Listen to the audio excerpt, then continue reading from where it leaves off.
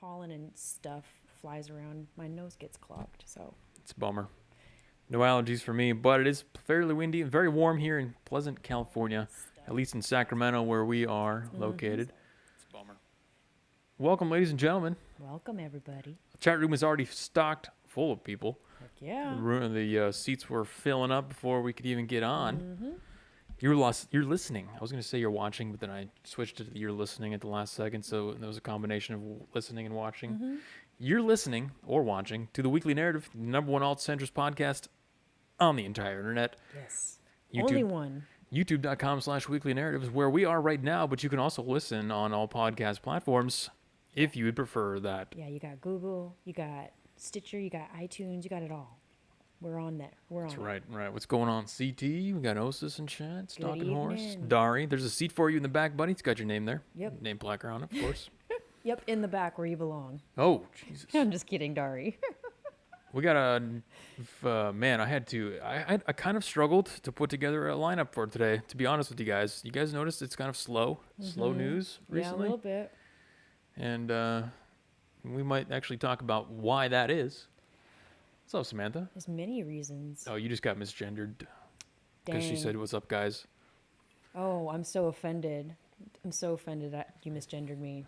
Actually, if you were living in London, that would be an offense, and that is one of our stories. So thank you, Samantha, for that segue. I'll bounce right off of that. See, I'll just play right off the audience like that. We are going to talk about a story tonight about how misgendering you or being offensive in general is an offense, legally speaking, Dun, in dun, the UK. dun. We've got a funny story we're going to go over with that to make you guys thankful that you're not over there. We've also got, as you can see from the stream title, I've been waiting a long time to say this, and I've been waiting for a good enough reason to say it, because we both know it's just a meaningless, statement in general. But it's probably felt really good for all the people to say this is Trump's America for 4 years. Yeah. So now I'm going to come out and say it. This is Biden's America. This is Biden's America. Hell yeah. And the reason I say that is because our top story tonight is about new cages being built for kids on the border. That's right. They don't refer to them as cages. They have a different terminology for it. Oh, okay. For some strange reason. I don't know. Somehow in the last 2 years, they swapped over from kids in cages to migrant facilities for children. Oh, okay. So that makes them less bad, I guess. Apparently. I guess makes the situation that these children are in less dire, I'm guessing. I don't know. We're going to be talking about, we love to hit up the schools and the educational topics. We've got some very terrifying propaganda from Cartoon Network, and we've got an assignment from a school out of Canada about pronouns for kindergartners.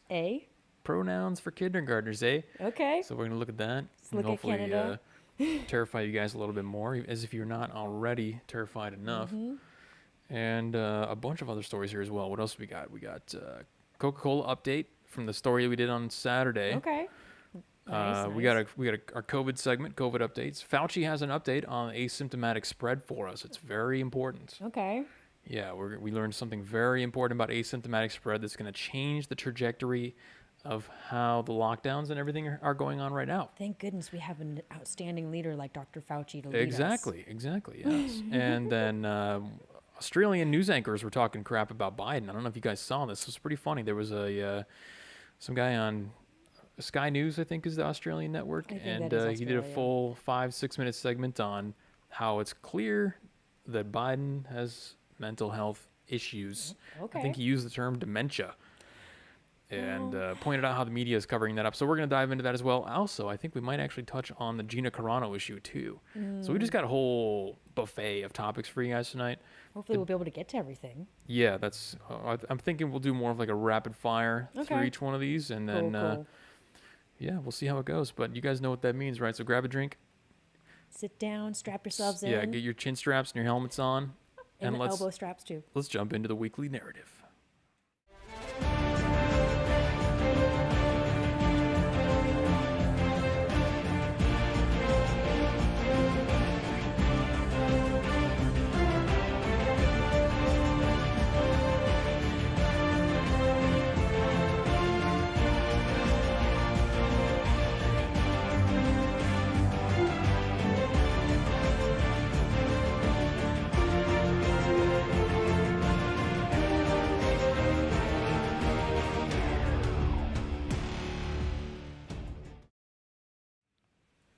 You hear the intro theme song to Pacific Rim, and you know it's time to slay the gigantic kaiju, the monsters, the ideological monsters, so to speak. Here with us on the Weekly Narrative right now, we welcome Tyler, Osis, everybody in chat. Question right off the bat, somebody said, do you watch We Are Change? They were booing the government at the Australian Open. I heard about that. I didn't see the video. I didn't see but it either. Australians are tired of COVID. Oh, yeah. That's the general narrative there. Hasn't Australia kind of been on lockdown? Had some of the strictest lockdowns of all the countries? Yeah, yep, they have. I would be sick of it too. I mean, we're kind of living it here in California, and Californians are sick of it. Australians are pretty based. Their government is pretty awful, but the people are pretty based. We'll get into, like I said, we got an article on deck about news anchor from Australia talking smack about Biden. We'll definitely get into that. We'll dive into Australia. But first, we got to talk about Biden's America. And you know what happens in Biden's America, right? We put kids in cages, ladies and gentlemen. From the Washington Post, first migrant facility for children opens up under Biden. Listen to that euphemism right there. So this isn't really, I want to make sure that you guys understand why I'm bringing this up. It's not about the double standard. It's not about, the hypocrisy. This is a language war. It is. This is an example in the language war, and you can see already that they're using in the title euphemisms. Migrant facility for children opens under. It's not a detention center, Nope. which would be the neutral term you would call it, because that's what it actually is. Yeah. It's a detention center. It's not a migrant facility. It implies, the title itself implies that these are legal. They have arrangements to come across legally, and this is where they come in a temporary fashion to sort out their paperwork and then get arrangements to come into the U.S. No, this is not what that. This is where children are coming over unaccompanied across the border. They get captured by the Border Patrol, and they are detained in these facilities. So the neutral term to use here would have been detention centers.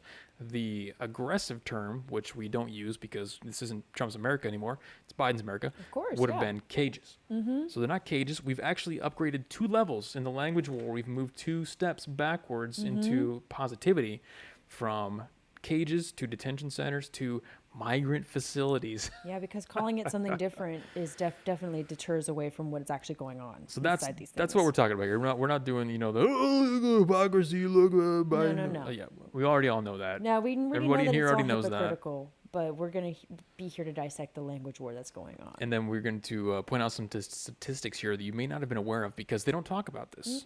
So Why would they? yeah, well, it's Biden's America. Yep.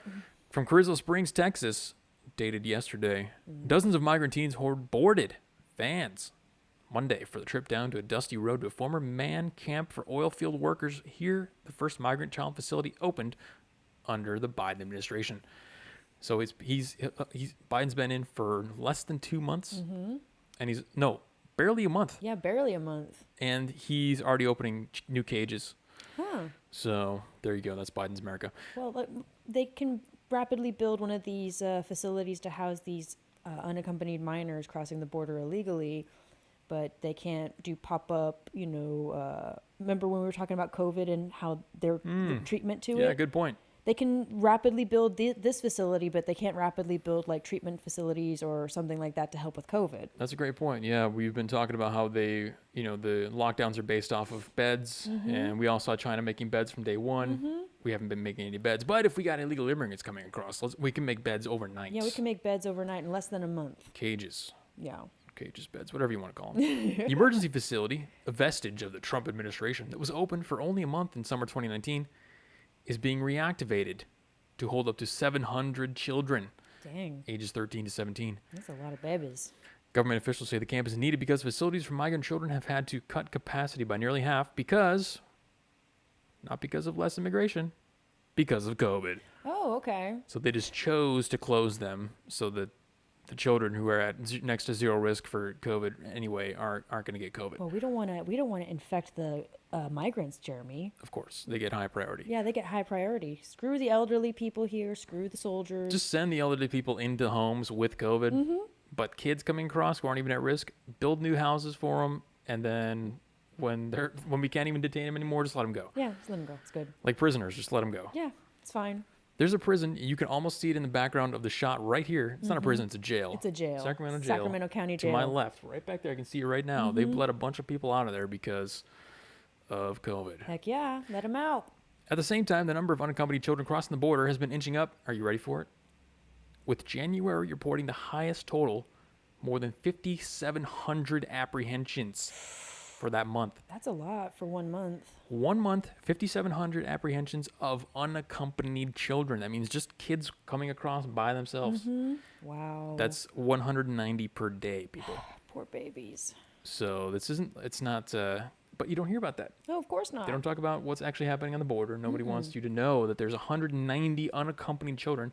So if there's just 190 unaccompanied children, my question is, how many people in general, just total, are coming across every day? Oh, you know it's way more than that. I'm going to try to implement some more Trump-like hand gestures. Yeah, I like this one a lot, where you squeeze the shoulders in, or you squeeze the elbows in, and then you do the hands out like that. You gotta shape your hands like a chalice. Yeah, I'm gonna try to pepper that one in a little bit. A little bit. So, Channeling your inner Trump. yeah, I just wanted to make you guys aware of those statistics that are going on there. And I want to, because of the language war, I want you to listen to how they're spinning this. You remember when they were talking about the kids in cages under Trump, and it was so destitute, and, it was terrible conditions. The kids weren't even being fed food. Yeah, listen to how they talk about the new no ones. bathroom facilities. At the 66-acre site, groups of beige trailers encircle a giant white dining tent, a soccer field, and a basketball court. Oh. I'm going to do this in the voice of like an advertisement, somebody who's advertising like a hotel resort or something like that. Sounds nice. Make it sound so nice. There's a bright blue hospital tent with white bunk beds inside. A legal services trailer has the Spanish words bienvenidos, or welcome, on a banner on its roof. Oh, it's so inviting, especially when they say bienvenidos. There are trailers for classrooms, a barber shop, What? and a hair salon. The facility has its own ambulances and fire trucks, as well as its own water supply. Makes me want to just cross the Mexico border illegally and then come back and Yeah, just get caught by Border Patrol. Do they take reservations? Yeah, do they take reservations? It sounds nice. They have a barbershop and a salon? Dang. The operation is based on a federal emergency management system. The trailers are labeled with names such as Alpha, Charlie, and Echo. Staff members wearing matching black and white T-shirts displaying their roles. Disaster case manager, incident support, emergency management, etc., etc. And finally, the most colorful trailer is at the entryway, where flowers, butterflies, and handmade posters still hang on its walls from Carrizo's first opening in 2019. Wow. Like I said, it sounds really inviting.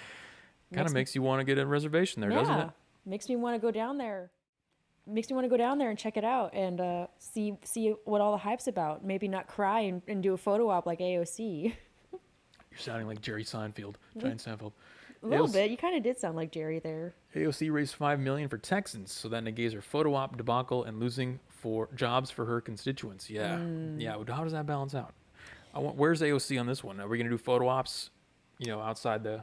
Oh no, she's gonna do photo ops of her in there with all the kids laughing and playing smiling, with the blocks and stuff. Oh yeah, and like doing finger painting with them and showing them that America's not so terrible. Look we have all these amenities available for you if you cross the border legally. Like, great. Sounds like an incentive for these people to come here illegally and get caught. Is there? Oh yeah. Osis has the same. Is there a parking lot for AOC to photo op? Yeah. Watching Packy. How do you say that? The chick's name, is it Pisaki? I think it's Pisaki, or is it just Saki? I'm gonna go with. Or is this? I'm going with Saki. I think Saki I like is better because that's the funniest. It's more fun. Anthony says watching Saki explain the detention facilities was hilarious. I didn't see that. I'll have to look that up because I'd like to see the brain pretzel that comes out of that. Because I'm sure. Yeah, the mind gymnastics that we're gonna have to do to see the differences between the detention facilities that have been around for decades.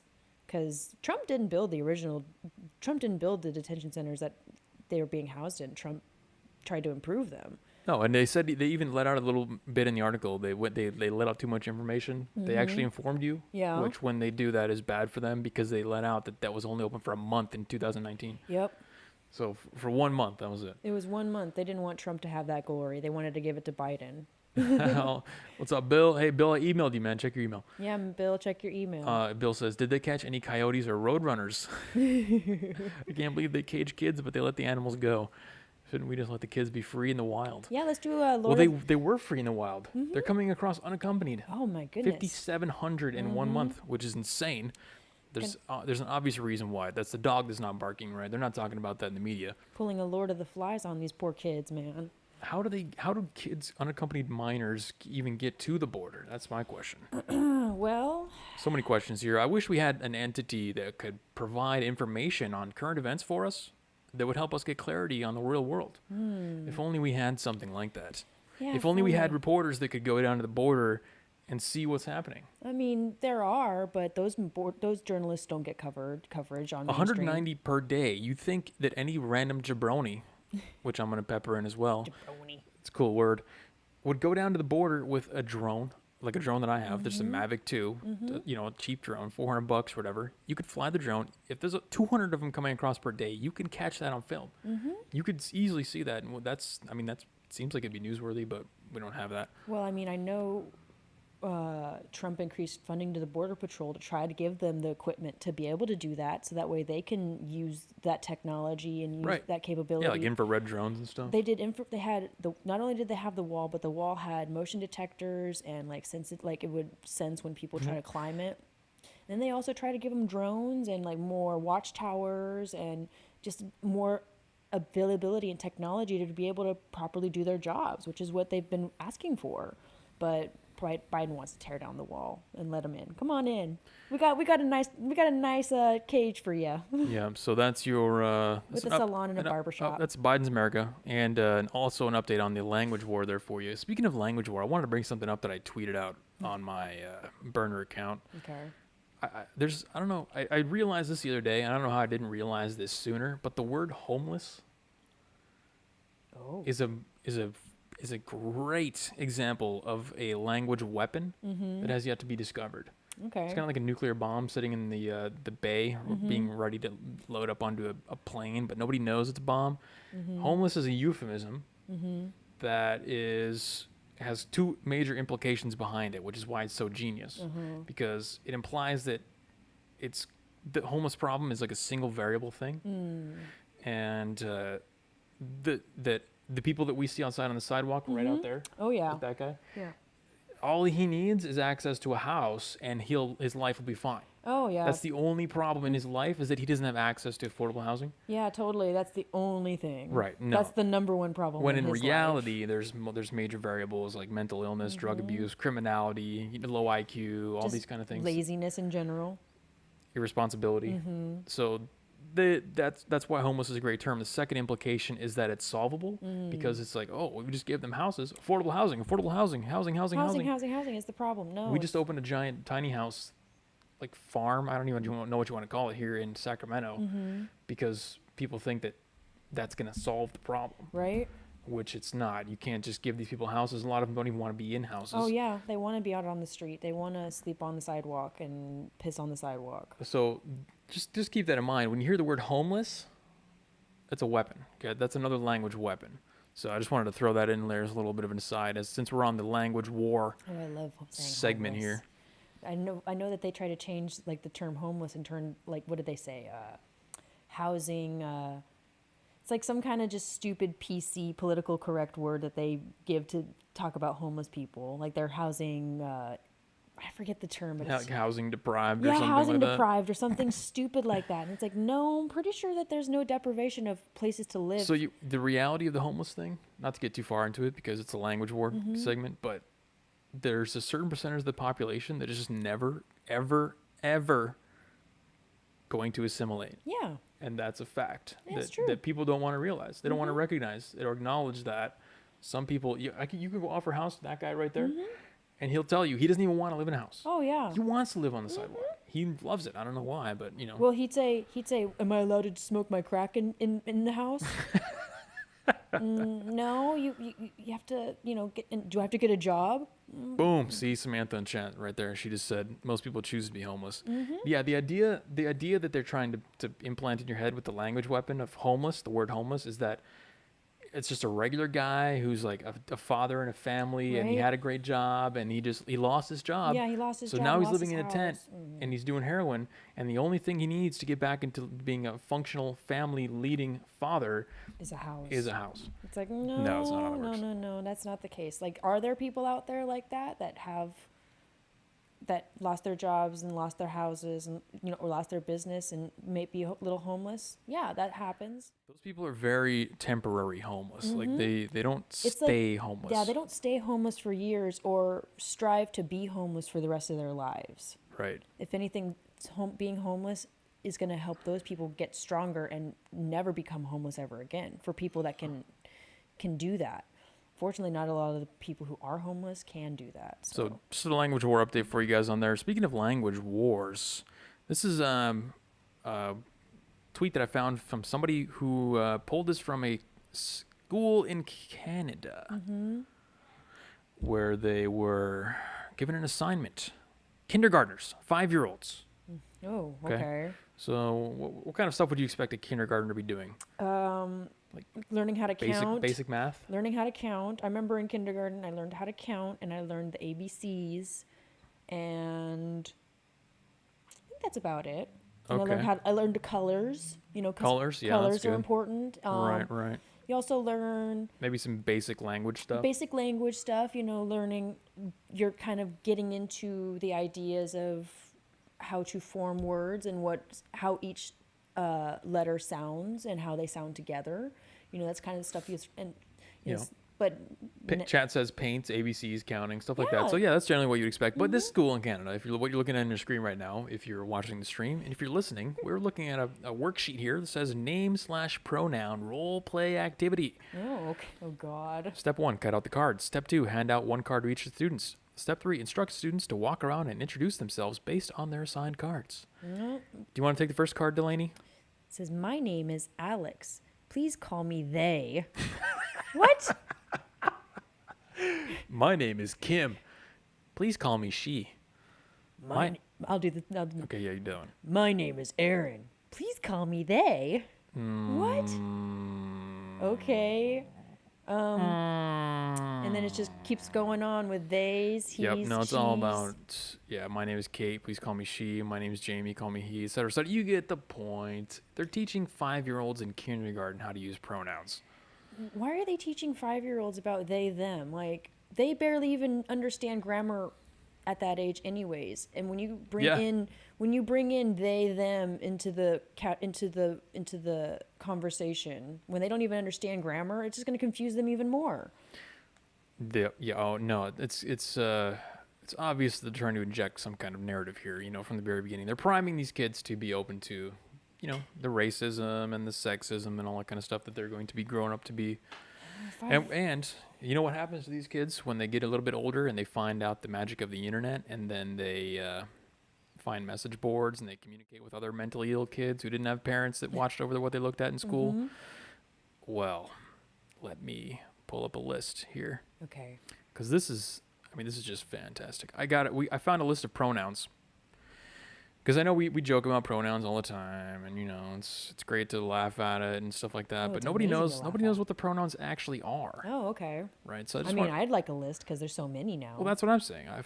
Luckily I found a list, and I just want to, because this is what they want you to do. They teach the kids this stuff because they want you to get 15, 16, 17, and then you are parroting this kind of stuff right here. So let's pull up a pronoun list here.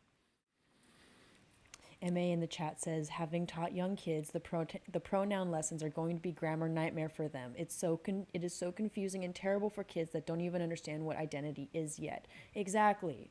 Confusing the hell out of them. It's going to be so confusing. They don't even understand grammar and how to structure sentences. And we're teaching them to use they, them to talk about a single person. That doesn't make sense. It doesn't make sense. Just wait until you see this. Okay, so I have to give a disclaimer here because people who are going to listen to this, they're going to think I'm joking, number one. Number two, they're going to think that what I'm saying is some kind of, made up stuff.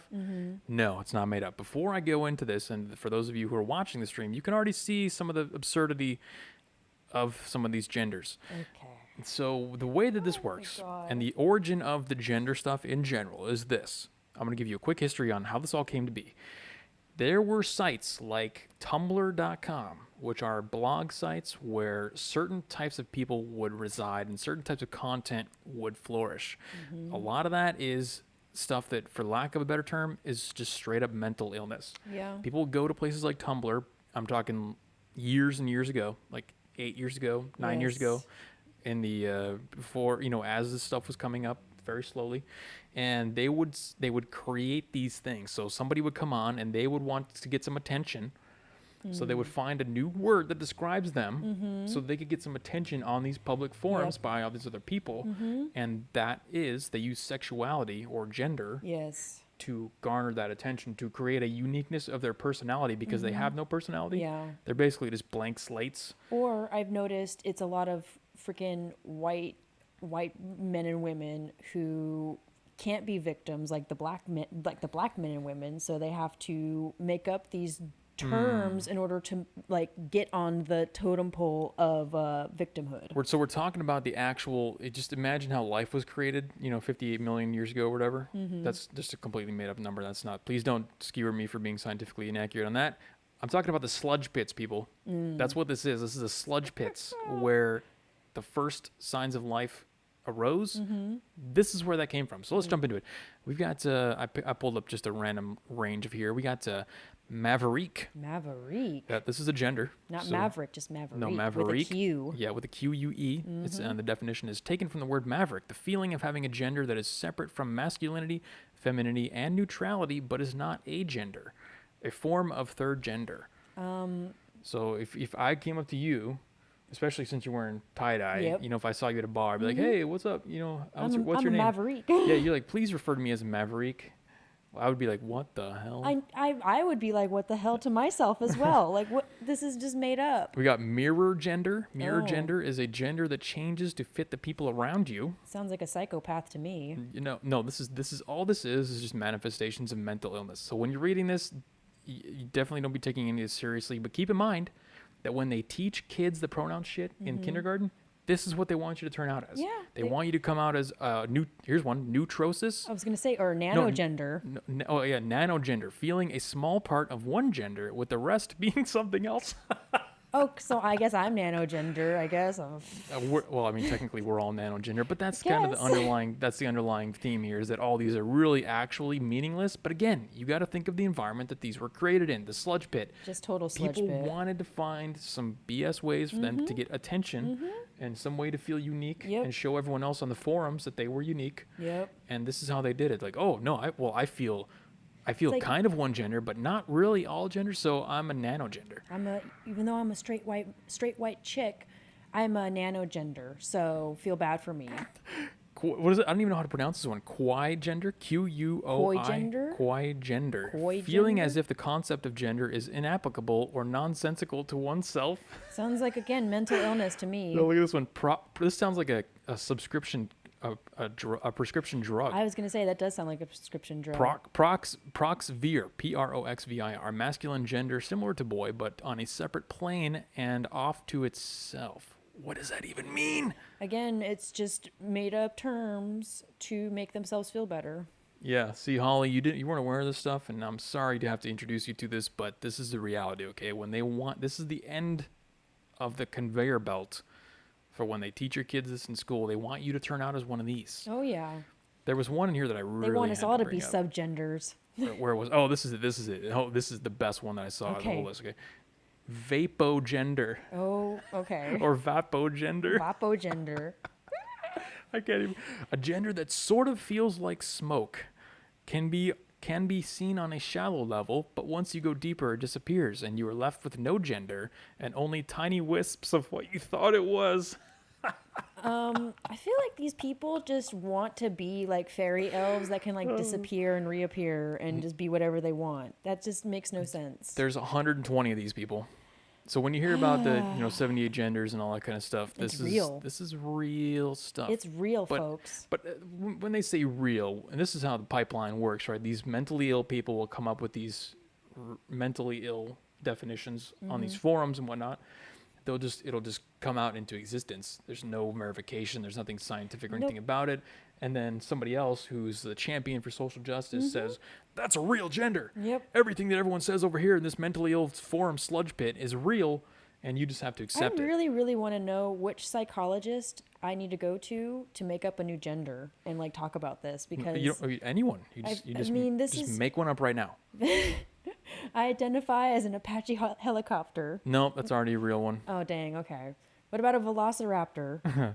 I don't see that on the list. Let's add that to it. So we have to. I mean, we have to give some context to why we keep talking about the school stuff, because this is what they're trying to pump your kids in the direction of. Now, it used to be when this first stuff was coming out organically, it was organic. The sludge pit, Yeah. right? People, the losers would congregate on these forums. Yep.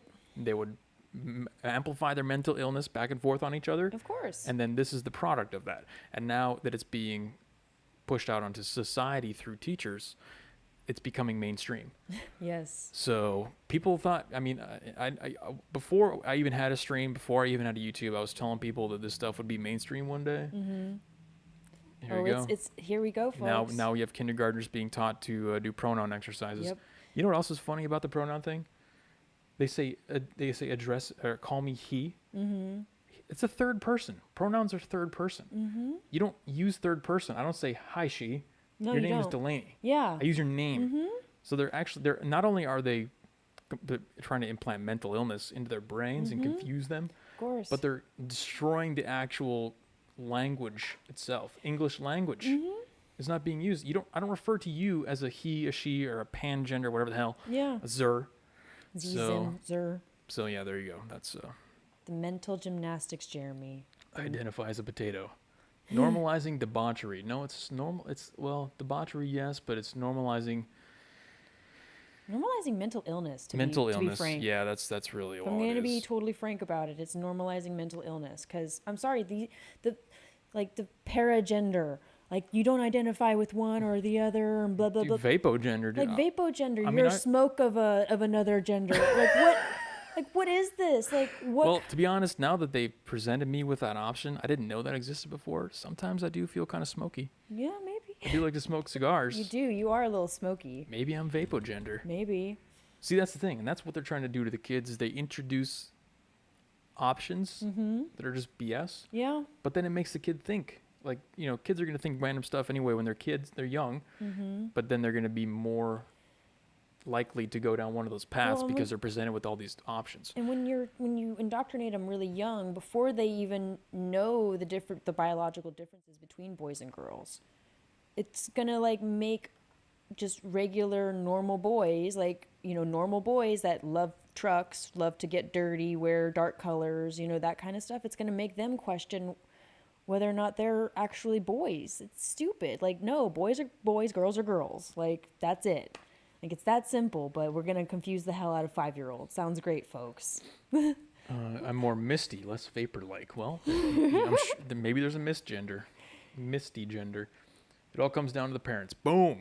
Boom. That's the Yes. mic drop right there. Before I go down to this, what you're seeing on your screen, this monstrosity from Cartoon Network. Before we get down to that, let's point out, it's relevant to this as well. What is the prerequisite? What needs to be in place on a societal level for this kind of stuff to even happen in schools? I mean, nothing. It has to do with parents. Yeah, I was going to say nothing really. No, you have to destroy the family. Oh, well, yeah, duh. Destroy the family. That's a prerequisite. So it kind Get fathers out of the house. once you kind of realize that, because if there was a healthy family, healthy household, the parents would be engaged with the kids. They would know what they're being taught in schools. Yep. They would change their schooling based on what They would say, well, you're being taught this misty gender, whatever. I'm getting you out of this class. We're going to a different school. Yep. That's not happening. The parents are disengaged. A lot Yep. of them are from single moms. So once you realize that destroying the family is a prerequisite to even being able to pump this stuff out to the schools, kind of makes you wonder if the destruction of the family also wasn't intentional. Oh, that was. I'm not making any claims. I'm just saying since that is a prerequisite. It's not optional. You have to destroy the family first to be able to pump the stuff out into the schools. makes you wonder, or it should make you wonder. I mean, at least. I firmly believe that they did that on purpose, but I don't have any evidence to back it. I just know what I see. So the state is the dads. Yeah, there's no dads. The dads like Exactly. All minus one says, "Where are the men?" The society with no dads. Exactly. Yeah, if my dad, if I was in school and my school was trying to teach me about 120 different genders, my dad would be like, no. Yeah, no, your dad should go to the school with a baseball bat if he hears that you're talking about this kind of stuff. Yeah, in class. Kindergartners. If my dad found out in kindergarten they were trying to brainwash me and convince me that I was actually a boy, my dad would be like, no, that's my daughter. That's like, what I'm saying. No, absolutely not. Yeah, easier to control the masses by destroying the family. Absolutely. So it makes you wonder if this isn't some step in a process, maybe. I mean, it may be, but we're Anyway. not gonna make any assumptions based Yeah. off of no facts. Because we're not allowed to critically think anymore, Jeremy. No, So. I mean, just objectively speaking, you have to recognize that even if we weren't already inclined to think that there was some kind of conspiracy happening, right? You have to understand you can't just tilt kids stuff like that in school. There has to be certain conditions in place for that to happen. And if you look at it objectively, obviously the parents aren't intervening in these kids' education. No, why would they? They have So, teachers. All I'm saying is that even if you were looking at it objectively, not from a biased standpoint, you could find that this looks like it's part of a process. I think parents have placed way too much trust into teachers, and that the teachers are actually teaching their kids well and giving them a well-rounded education. Instead, parents, like you said, they're not engaged. They're not involved. Why would they be? Could be that. It's less lack of engagement and too much trust. It's a combination of the two. Those are the main variables. What you're looking at here on the screen now, and what you're going to hear in a second, is a commercial, I guess, from Cartoon Network. Now, the Cartoon Network is a channel that I used to watch. I used to watch it. They had good stuff on there. They had Futurama and I mean, I used to watch Scooby-Doo Dragon Ball on there. Z, Scooby Doo. They have all kinds of stuff on Cartoon Network. But I love it. now, this is where Cartoon Network is today. So what you're looking at is something called Amethyst and Friends. I have no idea. I don't know. We're going to listen to about a minute of this and see what they have to say. This is on the topic of racism. Oh, okay. So it's a white kid and a black kid and an alien talking to each other, having a conversation about race, because that's what you do when you're a tiny little kid at 5 or 6 years old. Yeah, and right? when you have an alien with you too, that's definitely what you're going to talk about. Here we go. Colorblindness is our game because everyone's the same. Everybody join our circle. Doesn't matter if you're white or black or purple. What the? Whoa. Hold up a minute here. Ugh, who wrote this? I think it kind of does matter that I'm purple. I mean, I'm purple because I'm literally an alien. Well, I'm not an alien, but it definitely matters to me that I'm black. Yeah, it makes a difference that I'm white. I know the two of us get treated very differently. I just think it's messed up to Okay. compare me being an alien to you two being different races. You're both human. You're totally biologically the same. Adding purple people into a lesson about human racism makes no sense. Yeah. So you see where they're going with that? She's kind of right, but Well, see, they started out as they're talking about, oh, let's be colorblind. Colorblindness is the way to go. Colorblindness, yeah, no, we need to see color. But no, that's how they turned it around. Like, wait, no, we need to see color. You have to be hyper aware of race. What did we talk about in the last stream? Making kids hyper aware of race, and this is the You've got to be continuation. aware of your privilege of your skin color. It's a continuation of that. It goes exactly against what Martin Luther King said. And if you look at the comments on the Twitter thread on this, people are saying the exact same thing, because people are responding. They're saying, well, so this cartoon is going exactly against what Martin Luther King said, because, he said judge people based off their character, not the color of their skin. And they're like, well, yeah, who made Martin Luther King the king of, justice or whatever? They're turning on Martin Luther King course, in why- order to support this cartoon. Well, yeah. So we got about 30 seconds left of this toxicity. Let's continue on here because it gets good. That is pretty weird. I think people like the black, white, or purple thing because adding a fantasy race in there helps distract from the actual racism black people have to deal with. So you can't even say, I don't care what color you are, if you're black, white, or purple or whatever. They're trying to preempt you saying that because it distracts from actual racism Yeah. that black people have to deal with. But they don't, again, we all know they won't provide any examples of what that actual racism Yeah, is. But of course. Right. My experience with anti-black racism is really specific. is it? Is So- it? So give us an example. Other people of color experience other forms of racism too, but you won't see any of that if you don't see color. Dude, so This entire public service announcement could be a ploy to avoid talking about racism altogether. Hey, can we get a rewrite where we appreciate each other without erasing what makes each of us different? So there you go. Can we just like stop talking about it, period? I realized the window's oversized the whole time. It was blocking us out. It's okay. It'll just But- block you out. That's Cartoon Network, okay? This is where, you just watch for entertainment. You're sitting down with your family, or you're not sitting down with your family, and most likely these days, watching TV, having dinner. And this is what you're watching. This is what your kids are watching when you're neglecting them and you're just letting them watch screens all day. Yeah, when you just want you just have Cartoon Network raising your kids about stuff. This is what you get. So again, we've already talked about this. This is the continuing trend of making people hyper aware of race, as opposed to having what the Morgan Freeman approach, which is don't see race. Yeah, stop talking about Stop it. talking about it. We don't see color. Who cares? Yeah, you can't sit there and tell me. So who are you gonna trust, Morgan Freeman or the Cartoon Network? Well, I like that Morgan Freeman said, "How can you sit here as a like when he was talking to Don Lemon? He said, "How can you sit here as a successful black man on a major news network and tell me that?" And I'm a successful black man as well in the entertainment industry. How can you sit there and tell me that I'm oppressed? Like, what oppression is in front of us right now? We're sitting here in front of millions of people talking about this, and you sit here and want to bring up race. Race is nothing to do with anything anymore. Yeah, they just wanna stir the pot and keep people talking about this garbage. It's nothing that we already know exactly why they're doing it. We know how they're doing it. We know everything about it. We're not trying to uncover anything new here. We're just pointing out, look at the degree to how they're being blatant about it on Cartoon Network. Yep, where it's mostly children watching So your it. kid goes to school. He learns about to calling kids Max, which we talked about last week. Then he has to learn about how he has used pronouns on each other. Yep. Then he comes home and he watches Cartoon Network and he sees this about, having to be hyper aware of race, and then he has no interaction with his parents, and then he goes back to school the next day. Just extrapolate It's that just out a- 18 years and see, how do you think that kid's gonna turn out? They're gonna end up being one of the. I already know That's where a they're vapo gender right gonna. there. Already know where they're gonna end up. They're gonna end up with BLM and Antifa rioting and burning down cities because they're oppressed. Major mental illness. Holly says just as Madonna is oppressed by the patriarchy. Yeah, Madonna was on Twitter complaining about how she was oppressed. Oh yeah, totally oppressed. One of the single most successful female pop stars in history is so oppressed. So I think there's a delineation there, but I want to get to a couple comments before I get back to the Madonna thing. Almighty One says wealth, luxury, lack of hardship, lack of male leadership, lack of radical ownership, and deference to government has led to this passive societal destruction, and it's all engineered to make you a debt slave. Correct. Well, come on, dude. I'm trying to do a 2-hour stream here, and you summarize it all in one sentence, Damn it, Bill. killing my flow. Yeah, man. No, that's really all it is. Yeah, Samantha talks about the black single parenthood, which we can't talk about because statistics are racist. Let's see. Tyler says I have a baseball bat, no kids yet though.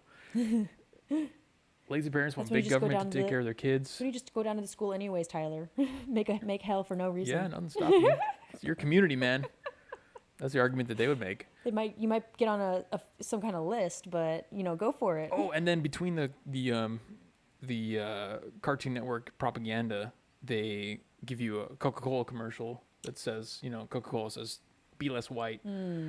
It's really rough. And then between the commercials and the TV shows, because they have barely any attention span at all, they hop on Twitter or their Instagram, Yep. where they compare themselves to other 7-year-olds, and then they see more propaganda on there. Because 7-year-olds should totally be on social media. That's the dystopian reality of being a young child in America today. know. That's it. so many kids just being brainwashed to be just to be unsuccessful, lazy losers that blame racism for everything. The Madonna thing, I think, is a little bit different because I think Madonna, that's acting.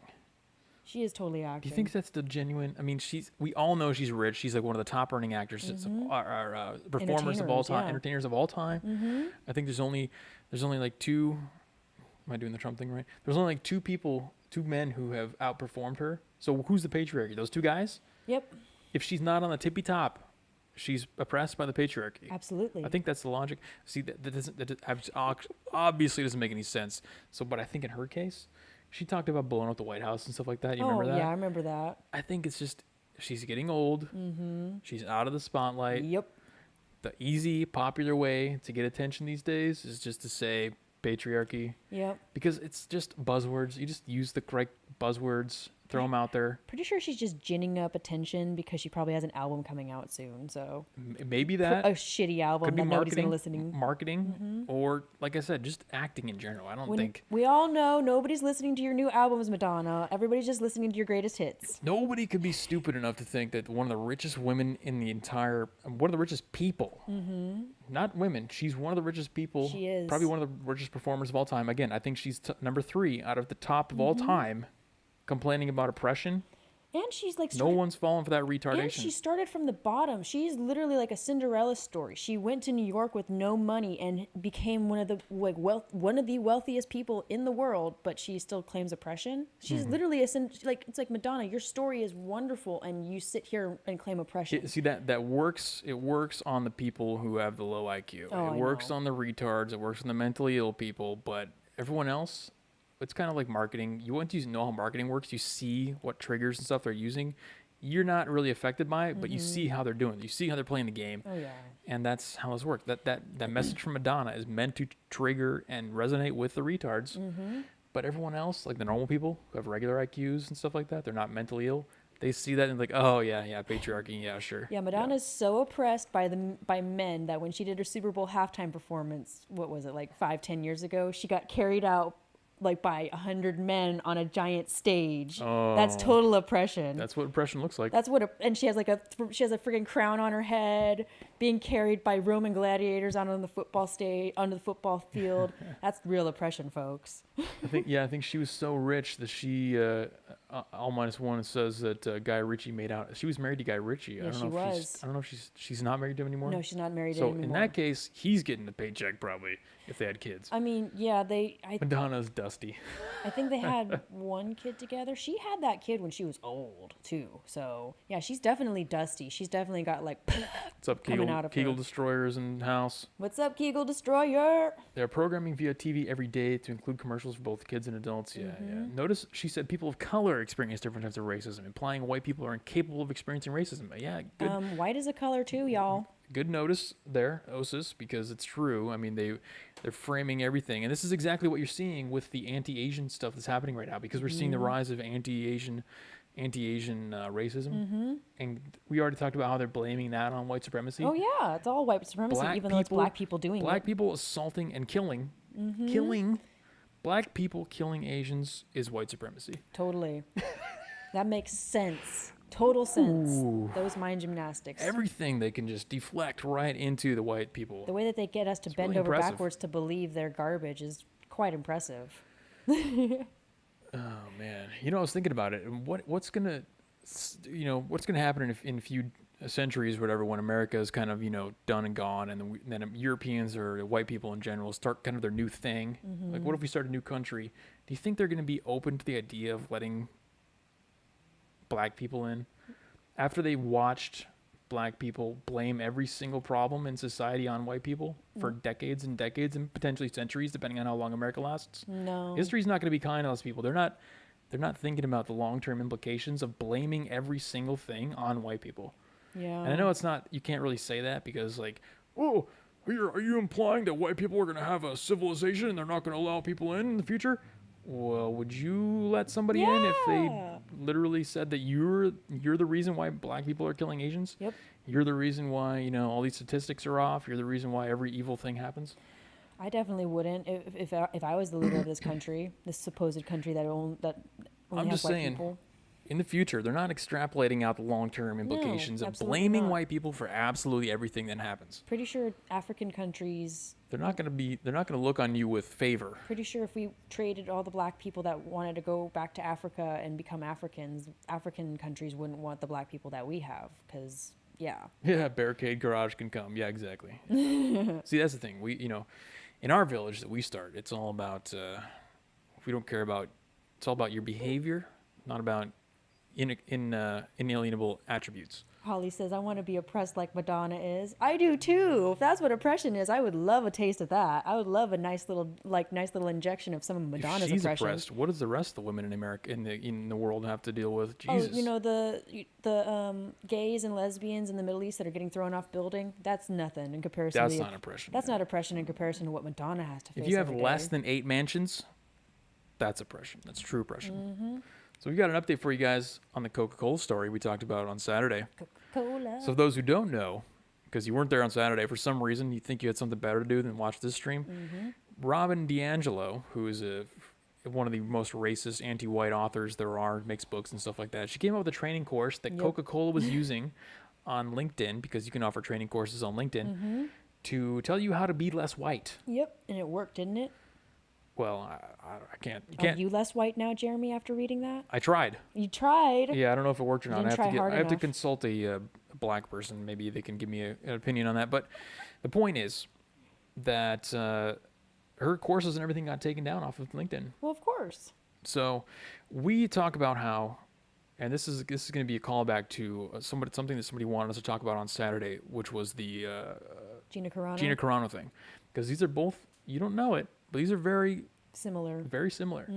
And it's so sorry for whoever asked on Saturday for us our opinion on the Gina Carano thing. We totally forgot. I think it was Tyler. Maybe, but we'll give it to you now, and it's better that we give it to you now, because now we have a story to link it. We have both sides to demonstrate the principle that's happening on both sides, to kind of tell you about why it's not necessarily always a partisan thing. Robin DiAngelo got her courses removed off of LinkedIn because of the outrage and the press that it was generating against LinkedIn. Yeah. LinkedIn saw all the negative press. They're like, "Oh, We shit. got to pull that. Yeah. We got to do something immediately. This is making us look bad." Yeah, it is. It's making us look like we're anti-white. People were spreading it all over the place. People were, every conservative outlet was fawning over it. I'm sure you guys like Ben Shapiro. I don't watch Ben Shapiro or anybody like that, but I'm sure they were talking about it. It probably made its way onto Tucker Carlson's show. It was everywhere. Yeah. Okay. So, and all that points directly back to LinkedIn. Same exact thing with the Gina Carano thing. So Gina Carano was an actress who was working for Disney on the Mandalorian series. Yep. She made some statements. I don't even think she made any statements. She just had like some things in her biography on Twitter that people got mad about. She refused to put her pronouns in her bio, I think. It was something about she was making fun of pronouns. Yeah, she was making She was fun making of fun of the pronouns by putting pronouns like and- bleep, beep, bloop, bleep Yeah. or something like that in her profile. And because of that, people were melting down on Twitter saying that she deserved to I get think fired. there was actually a hashtag like fire Gina Carano or something like that. because she's transphobic. Doesn't care And- about pronouns. Right, so you got all these mutants uprising, making a loud noise about Gina, but it reflects badly on Disney. Same situation with Coca-Cola. Okay, this anti-white training stuff, making a big stink, making LinkedIn look bad. So what it's did about they the do? companies. Yeah, it's about the brand. It's about the brands. It's about the Coca-Cola. way people view the brand. I don't think, and I'm being generous here because I'm looking at it from the capitalist objective perspective. I don't think these companies give a shit. LinkedIn didn't care No, about they white don't training care. or anything like that. Coca-Cola, They care Coca-Cola, about the optics. yeah, no, Disney doesn't care about Gina Carano. Disney doesn't care about the tweets and the profile. I don't think. But Disney's still going to call Gina Carano and be like, "Hey, what's going on? Why is everyone on Twitter saying hashtag fire Gina Carano?" Because it's making them look bad. Yeah. It's really capitalism. It's what it is. It's the effects of capitalism and it's the effects of social media. The root Yeah. cause, if you do root cause analysis on Social both the media. Coca-Cola thing and the Gina Carano thing, it's social media because it allows these awful ideas and the attention to amplify and propagate to such a rapid degree that it actually harms the companies. It's not the companies having some kind of conspiracy against white people or Gina Carano. No, it's just It's the companies they just trying want to- to preserve their brand. Yeah, no, it's really it's the They want to preserve and keep the money that people are willing to give them if they do certain things. so everyone's gonna say, "Oh yeah, Disney hates Gina Carano. Disney is evil, all this kind of stuff." And Disney is evil. That's a whole separate argument that we could Yeah. make. But I think in this particular case, the point that I'm making as an objective observer, with trying to be objective here, they were right? just doing what's best for their The company. companies have a duty to maximize shareholder profits, and that's what they're doing. Yeah. They don't have a duty to withhold abuse on social media platforms. But the root cause isn't the companies. So even if you were to direct your anger at the companies, I think that would be misplaced. The root cause is the existence of social media, which Yep. allows the propagation and amplification of these Gets ideas. people ginned up and say stupid things and cancel people. I mean, Yeah. hell, they tried to cancel Dr. Pimple Popper because she had the nerve to sit there and question a WebMD article about, like, they interviewed a nurse about some kind of something having to do with medicine, and all Dr. Pimple Popper said was, why are you asking a nurse about something that you should be talking to a doctor about? And that's all it was. And Never scorn nurses, man. Those are the worst. oh yeah, and they Next to teachers on the scale of insufferable people, it's teachers, and then nurses right Yep. here. I think so. God. Yeah, and they tried to hashtag cancel Dr. Pimple Popper, dude. Tyler, they really did. I had several friends of mine who, like, are nurses, and they got all offended, and they're like, cancel her. And I'm like, why? What did she do? She said that you shouldn't listen to nurses. It's not what she said. All she said was, like, why are you reading an article that, like, is interviewing a nurse for something that you should talk to a doctor about? That's it. So, okay, so what, obviously we can't, there's no way to solve this issue, right? You can't just eliminate social media because that is the root cause, at least as we can identify it. If anybody else has any suggestions in chat, if we had misidentified the root cause being social media, let me know. But as far as we know, social media is the root cause. I did come up with a potential fix Oh, yeah? for the cancellation things. Okay. And the idea isn't mine. I did steal it. It's a modified steal Okay. from Scott Adams. But the idea is a website, and I've already got in touch with my developer buddy. Okay. He's actually, I think he already registered a domain, and he's actually working on coding this right now. But you make a website or something called cancelcash.com. Hell yeah. So you just put, like, all the people that have been canceled, all Everybody their brands who on gets there. canceled gets listed on the site So you with can go and links, buy their with stuff. links to buy their products, Hell where yeah. to support them, and then have a donation thing built in right there. Mm-hmm. And then, when Andy No gets canceled for his book about Antifa, when Gina Carano gets canceled about this, you Mm-hmm. Yep. can go buy her stuff or whatever. Hell yeah. Whenever the next guy gets canceled, you can donate money to him, Oh, whatever it is. I always go and buy canceled people stuff. Make cancellation profitable. Hell And then yeah. the retards, the mutants, will stop wanting to cancel people because you have to understand the incentives. If you remove the incentive for them to cancel you, if you create an actual incentive against what they want to do, which is giving these people more attention and more money, then are they going to continue to cancel people? No. If hashtag fire Gina Carano was followed up directly with like if you bombarded that hashtag with a link to the canceled cash, Oh, yeah. manipulate Twitter like that, you just see a link directly to cancel cash, like, oh yeah, give Gina Carano some money, Yep. something like that. Anthony loves the idea, Jeremy. I think it's a great idea. It's it's just a rough idea, but the general concept is you have to make cancellation profitable. You have to de-incentivize these idiots from canceling everybody, and then we can give Dr. Pimple Popper some cash. You can Hell buy yeah. the DVD set. Go buy. You know what I'm saying? Go buy her codone extractor and her face wash. Whatever she sells, I don't even know. I've never even heard of Dr. Pimple Popper, but you know what I'm saying. Well, yeah, you probably. So I'm throwing that out there. I've already got a guy working on an idea, but if anybody else wants to compete and create a competition product, feel free to take that idea and run with it. Well, yeah, they tried to cancel her, but she, of course, folded and apologized because she's a really nice person. Never apologize. I know. I was really mad that she apologized. Never. I was like, Dr. Pimple Popper, I know you're nice, but you don't need to be this nice to these fucking losers. Dr. Pimple Popper. She's amazing. So we're gonna go now to UK. Okay. Tyler says, I'd rather donate to someone who gets canceled than people who choose to be homeless. Yep. Yeah, exactly. See, not only are you going to remove the incentive for people to cancel, which is a terrible practice in society in general, but you're going to actually help the development of the high achieving people, which again, remember, we already talked about this. The people they cancel are always the high achievers, the effective, the people who are effective. And we want to help raise them up. Yeah. The minute I found out that Antifa was protesting a bookstore in Portland for Andy No's book, I immediately went and bought Andy No's book. So There you go. And that was where the idea came from, was Andy No's cancellation. that was awesome. What you're looking at on your screen now is a group of police. One of them has some kind of baton or something. He's standing there staring at the camera. A cane. Okay, it's a cane, but it could be used as a weapon. A shillelagh. I'm trying to. Shillelagh. Yeah, I guess that's what it would be if you're in the UK. With standing in front of a vehicle with a giant LCD screen on there, it says being offensive is an offense. Oh, okay. It sounds like something you would see out of like one of those English comedy movies, you know. But it literally says with a rainbow flag on with there. the rainbow flag, of course. Just to add a nice touch on there. That's to. Rainbow flag says being offensive is an offense. That's not scary. Yeah. Now, if you're not already aware, they were arresting people. They have a special division of police in England for cyberbullying and offending people online. Oh. This is a real thing.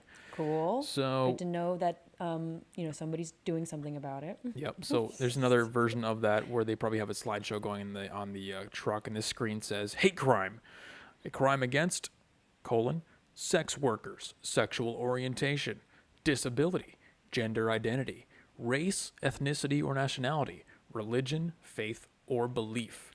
Okay, yeah, that's true. I mean, I wouldn't agree with the whole sex worker thing, but a crime against disability, gender identity, race. well, I mean, like if a person crime. specifically targets somebody for any of those reasons, and was like, I hate you and I'm gonna do harm to you, then yeah, but yeah, okay. So the problem, the conflation is the definition of the word crime. Yeah, exactly. They're gonna crime means you use a hashtag on Twitter. Yeah, they're the way that they have their justice system set up. If you just misgender somebody, that's a hate crime, and that's not okay. Yes. But if it's like somebody beats the crap out of you because you're a tranny, then yeah, that's a real freaking hate crime. But just misgendering you. But we got to remember the context of the first picture. The first picture says being offensive is an offense. Oh, I know. So if you're offensive towards any of those groups for any reason, like what we did, what we just talked about, vapogenders. Oh yeah, we're offensive. We would have gotten. The police could be knocking down the door right now. Well, if we were in the UK. Yeah, if we were in England, then probably yeah. Yeah, if we make any kind of jokes or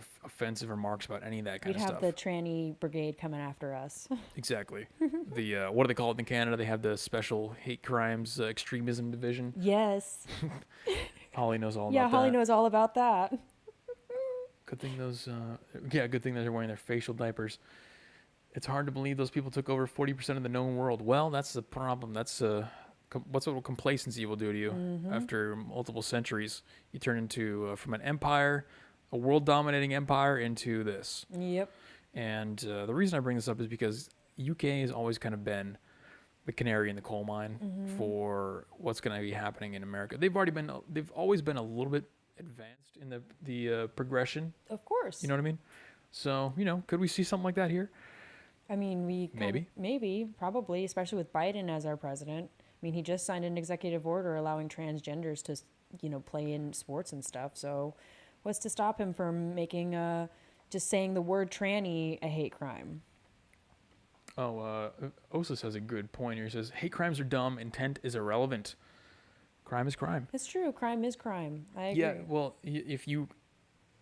it's hard to kind of say that something's a hate crime, isn't it? Yeah. Unless you record the guy saying, I hate paraplegics as he's stabbing the guy in the wheelchair. Yeah.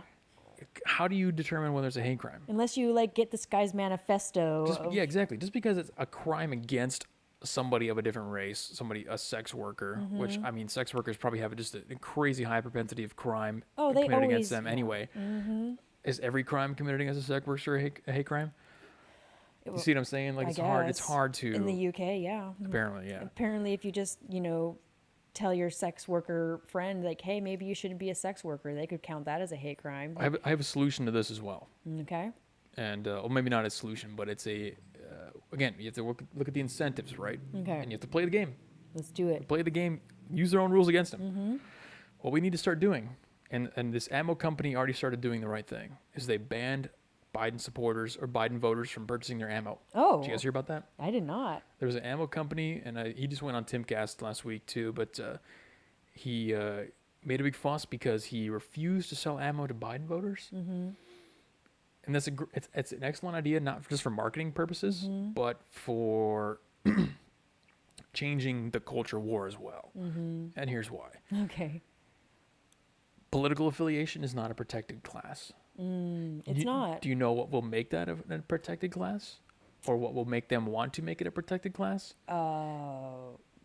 If you discriminate against their political beliefs. Okay. If you do exactly what the ammo store guy did, if you discriminate against them for their political beliefs, you're utilizing their anger and their retardation.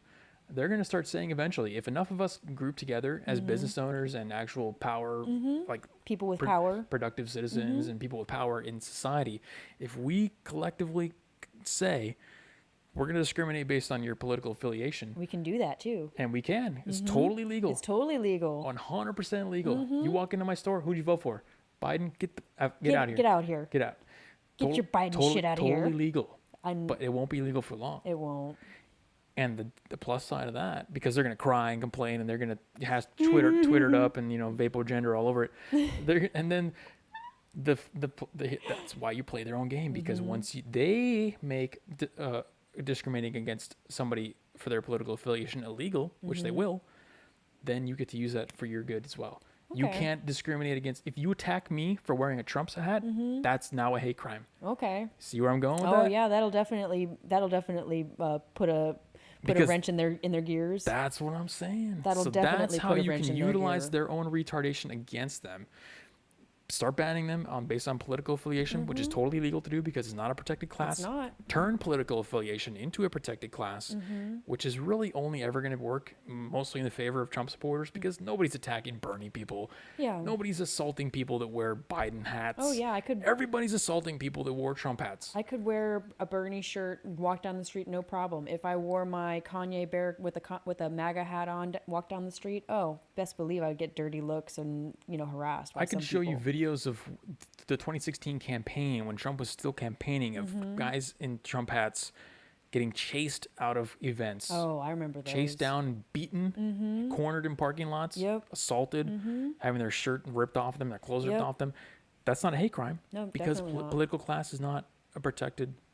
There may be some ramifications that I'm not thinking of, but in general, that's how we can turn the tide there a little bit. We can definitely turn the tide. We have to outsmart them, and We have to outsmart them. You got to outsmart them with the cancelcash.com, with the utilizing their own retardation against them, making political affiliation protected class, stuff like that. yeah. We got to be proactive. Nobody's being proactive on the right.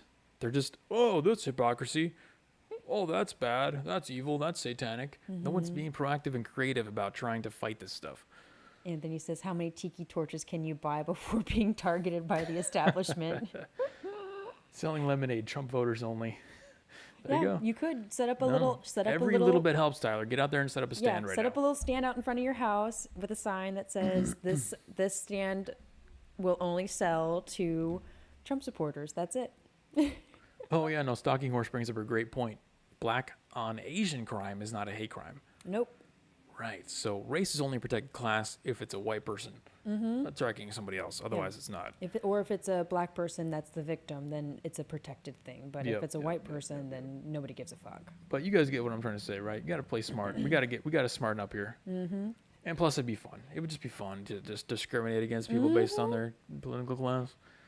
It's not protected. It would be hilarious if you just walked into a store and the first thing that a representative of that store says is, "Who'd you vote for?" No more than 2 tiki torches per household. No way, no more. Otherwise, you'll get on a list. You're already on a list if you have tiki torches in your backyard. So just let you know. There you go. We're just fountain of ideas here for you guys tonight. Had to throw that one out on you. Hell yeah. Let's move on to the next topic, which is our COVID segment. Are you guys ready to COVID. get infected? We've got an update from Fauci. Get Critical update. infected. Great news, Get everybody, infected. from Fauci. Fantastic news regarding asymptomatic spread. Okay. And let me just maximize this here. Oh, I can't do that yet. I have to swap over to views. And then On the fly, guys. On the fly. It's live. Do it live. This is Fauci, ladies and gentlemen, with a brand new spanking hot off the press update for us regarding asymptomatic spread, which we all now understand is the main reason for the lockdowns, right? Okay. Yeah. Because, you have to lock down because of asymptomatic spread. Yeah, because all the people that don't know they have it might give it to other people. Exactly. Great news, everyone. Here we go. Yeah. To just add one thing that seems to get lost in that question is that, as Bob said, and I agree, we would really like to see the data, because if there is asymptomatic transmission, it impacts certain policies that you do regarding screening, et cetera. But the one thing historically people need to realize, that even if there is some asymptomatic transmission, in all the history of respiratory-borne viruses of any type, asymptomatic transmission has never been the driver of outbreaks. The driver of outbreaks is always a symptomatic person. Even if there's a rare asymptomatic person that might transmit, an epidemic is not driven by asymptomatic carriers. Oh, okay. In all respiratory diseases, asymptomatic has never been the driver. Wow. So there you go. Now we can open everything back up. Now we can open everything back up. Should be good to go. So why did we shut everything down for Well, a whole actually, year? there's a little nuance to that video that I have to point out. Okay, go ahead. That video is from a year ago. Oh, okay. Yeah. Oh, wow. So he said that a year ago, but we still locked everything down? 14 days to slow the spread. Mm-hmm. Fauci has been, lying to us on and off ever since then. I'm not saying he's been generally wrong, but I'm saying he definitely has been some inconsistencies in what he said. Misleading a little bit too.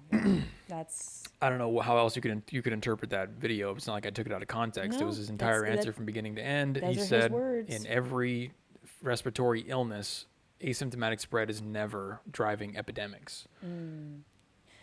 huh. And That's that kind of goes against what they so- originally told us why we need to lock down. yeah, 14 days to slow the spread, lasers on your forehead every time you walk in the door and all that kind of stuff. So there you go. And that might be the reason why we're going to jump right to our corresponding topic on that.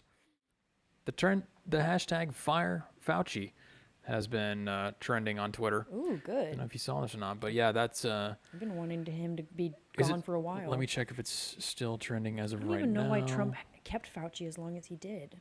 I mean, I don't know if that's the president's job to appoint him or not, but it seemed like Fauci just, I don't know, it just seemed weird why Trump kept Fauci around for as long as he did.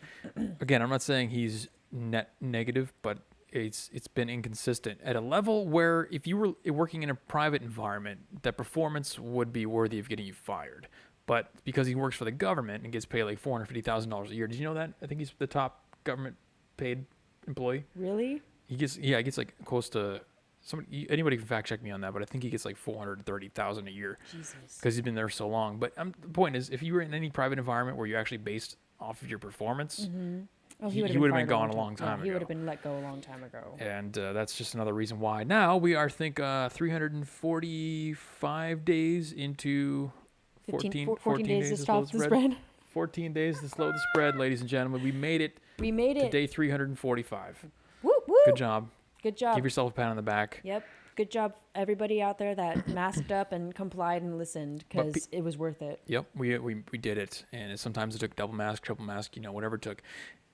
The point is, people are recognizing, even normies, that the fact that this can get trending on Twitter means that it's not just all conservatives, because conservatives generally just can't get something trending. It's true. People in general are kind of getting pissed about all the stuff Fauci's been saying, and that's just yet another example of the inconsistencies. Yeah, Arian and Osis in the chat say that Trump couldn't fire Fauci. The mainstream media would have a field day, which I agree. I mean, he could have and just faced the ramifications from the media, but he didn't. So that's kind of like a bitch move to me, in my opinion. Sorry, Trump, I love you, but that was a bitch move. You guys remember what happened 2 weeks ago? It was a big event. The Super Bowl? That's right, Super Bowl. Do you remember what people were saying about the Super Bowl and COVID? Super spreader. Super spreader event. And do you remember what Fauci was saying about what was going to happen at the beginning of the year in January and February? He said that super spreader events would be stacking on super spreader events, outbreaks upon outbreaks, which would make basically like a huge spike in cases. And then we had other journalists, quote unquote, we all know they're just activists, quoting and pictures and videos of people celebrating outside in Florida. Oh, yeah. En masse, saying yeah. things like, Florida's gonna kill us all. And, You also had Tom Brady throwing his trophy to Gronk from boat to boat. the real winner of the Super Bowl is COVID. Oh, yeah. Which is what everyone was saying, right? So now that we have a time machine, We go 2 weeks in the future because incubation period and all that, 2 weeks, right? What do the numbers look like? Okay. Yeah, let's check it out. Oh, that's not what I wanted the chart to look like. That doesn't reinforce my narrative here. This is from Hillsborough County, Florida. Okay. And you can see on the chart where the maskless Super Bowl celebration was marked on here. And the graph continues to drop steeply after that. Yep, See the right over numbers here. are going down. We're reaching. Ooh, that doesn't. Yeah, there's no spike. That doesn't fit their narrative of So- super spreader.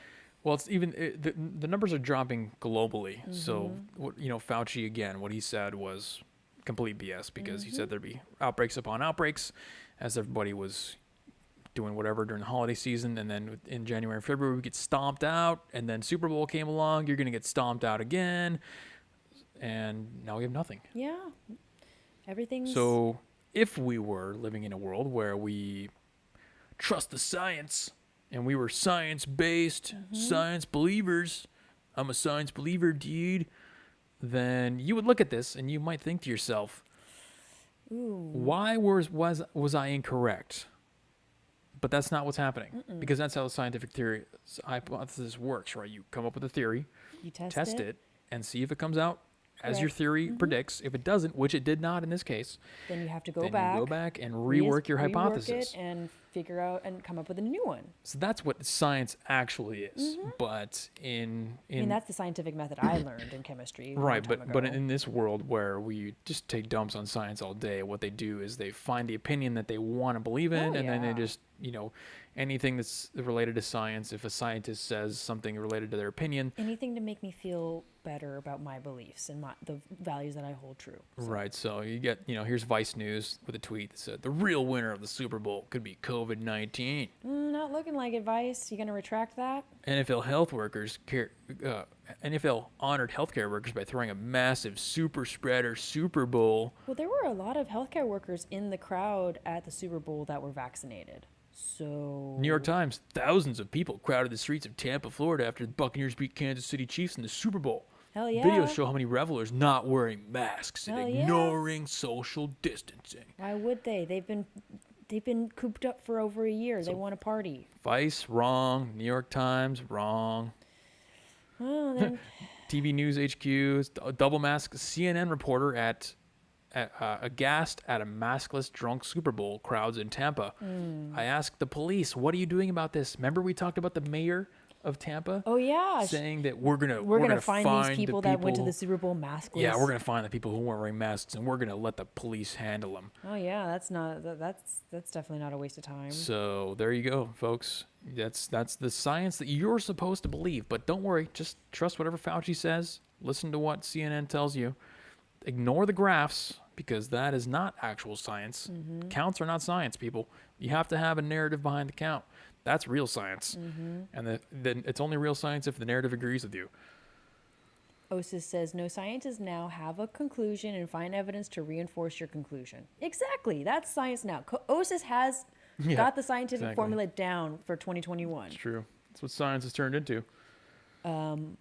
Somebody in the chat earlier asked if you're doing man on the street interviews anymore. Well, there's nothing to do man on the street Yeah. interviews for anymore. We did I try to, but all the events are. we did the women's Lame. march a couple months ago, and that was fun. Well, I will say that I'm in the process of building a tiny house out of a truck, 17-foot box truck. It's gonna be And awesome. I'm gonna be doing kind of like a all gas no brakes type situation. Okay. Where I go across the country, 2 different events. So I'm gonna be able to go to nationwide events now. Oh yeah. As long as I know about them in advance, You can drive. my scope of possible events is just increased Yep. to nationwide. So that's a little teaser for you guys. I think that'll be cool. Smash the like button as if it was Fauci's head Heck yeah. with a Nerf toy. That's what he meant. Yeah. He didn't mean smash his head. Not figuratively. literally. But yes, hit that like button because we're at less than 50% engagement. We gotta get those We numbers gotta up, get guys. those numbers up, y'all. Come on.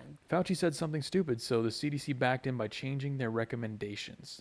Fauci says stupid stuff all Well, that's kind of how things work. Yeah. We live in a world now where everything was working backwards, right? We find the conclusion we want, and then we work backwards to make that conclusion reality. That's not how science works. We find the narrative that we want, work backwards to make that a reality. Oh, there's discrepancies in the statistics and racial disparities. That's racism because that's the outcome that we want. That's not science. I like science personally.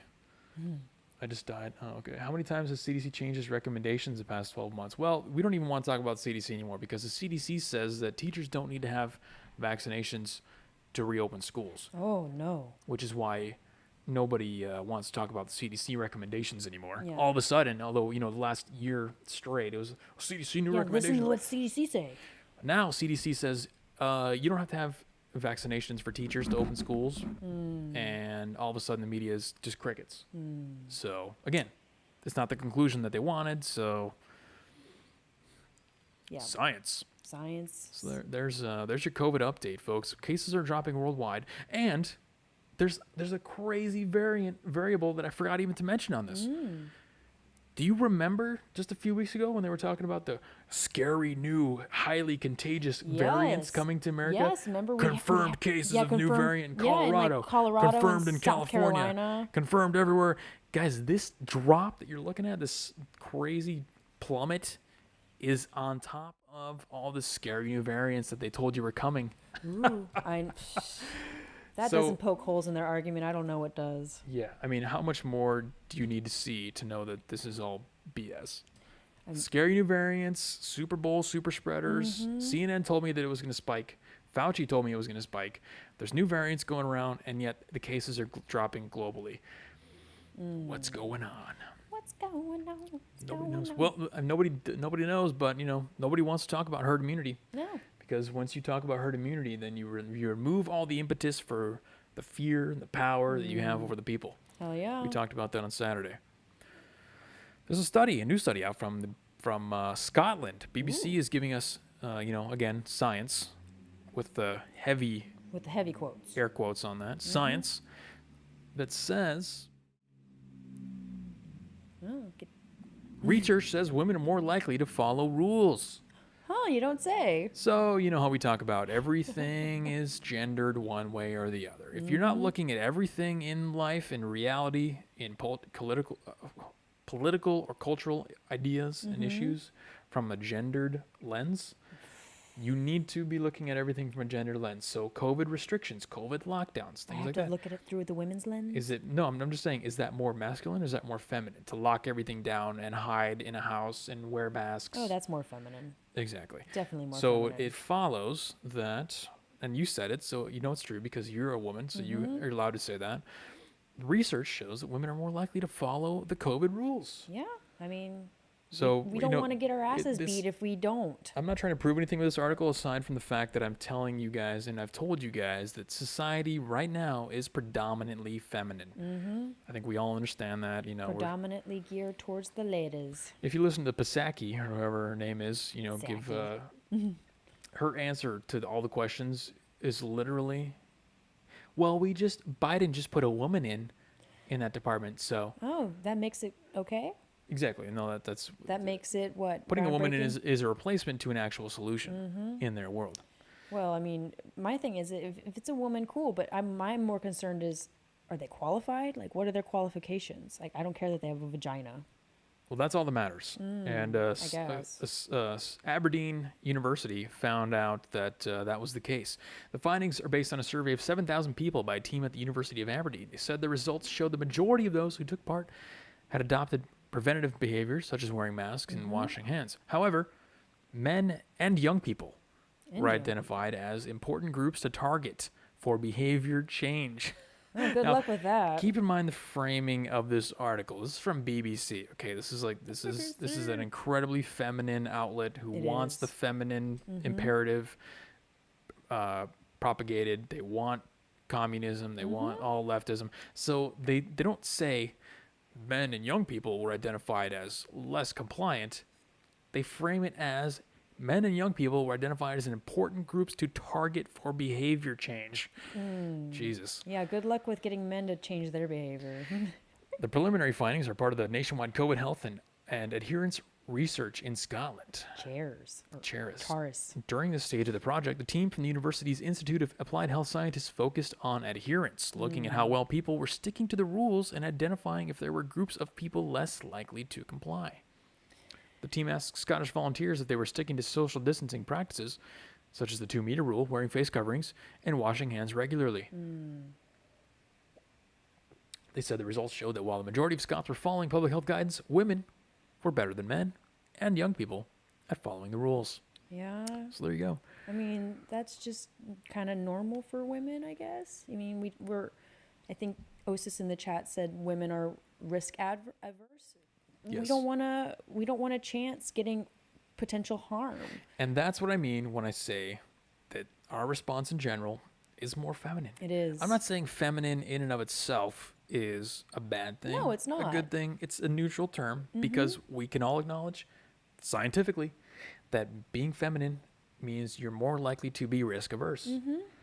Yes. And this is just the manifestation of that. Yes, it's risk averse. Again, I'm not saying it's bad or good. I'm saying, well, if you look at the economic implications, you can make the argument that it's bad, but it's not a bad thing to necessarily react with the need or the want to avert yourself from risk. But you have to temper it. Yeah. You can't do a year-long lockdown. No. You can't do you can't destroy the entire economy because I might get the COVID, the coof. Holly says Scottish men are not going to comply. It's not in their nature. No true Scotsmen, at least. That's true. I mean, they are pretty hard-headed, but You didn't get the joke. I guess not. No true Scotsman. It's a fallacy. Oh. Of that's. I got you, Holly. Okay. I'm just not that smart, I guess. Isn't that sexist? Yeah, well, women read directions, men leave extra parts on the floor while putting the grill together.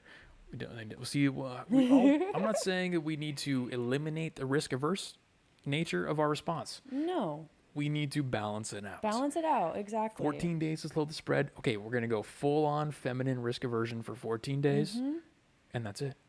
Not 350 days. No. Not increasing lockdowns, restricting travel, doing all the things we did. We need balance, and right now society is out of balance, and I wanted to bring this article up as an example of how we are, based on our response to COVID.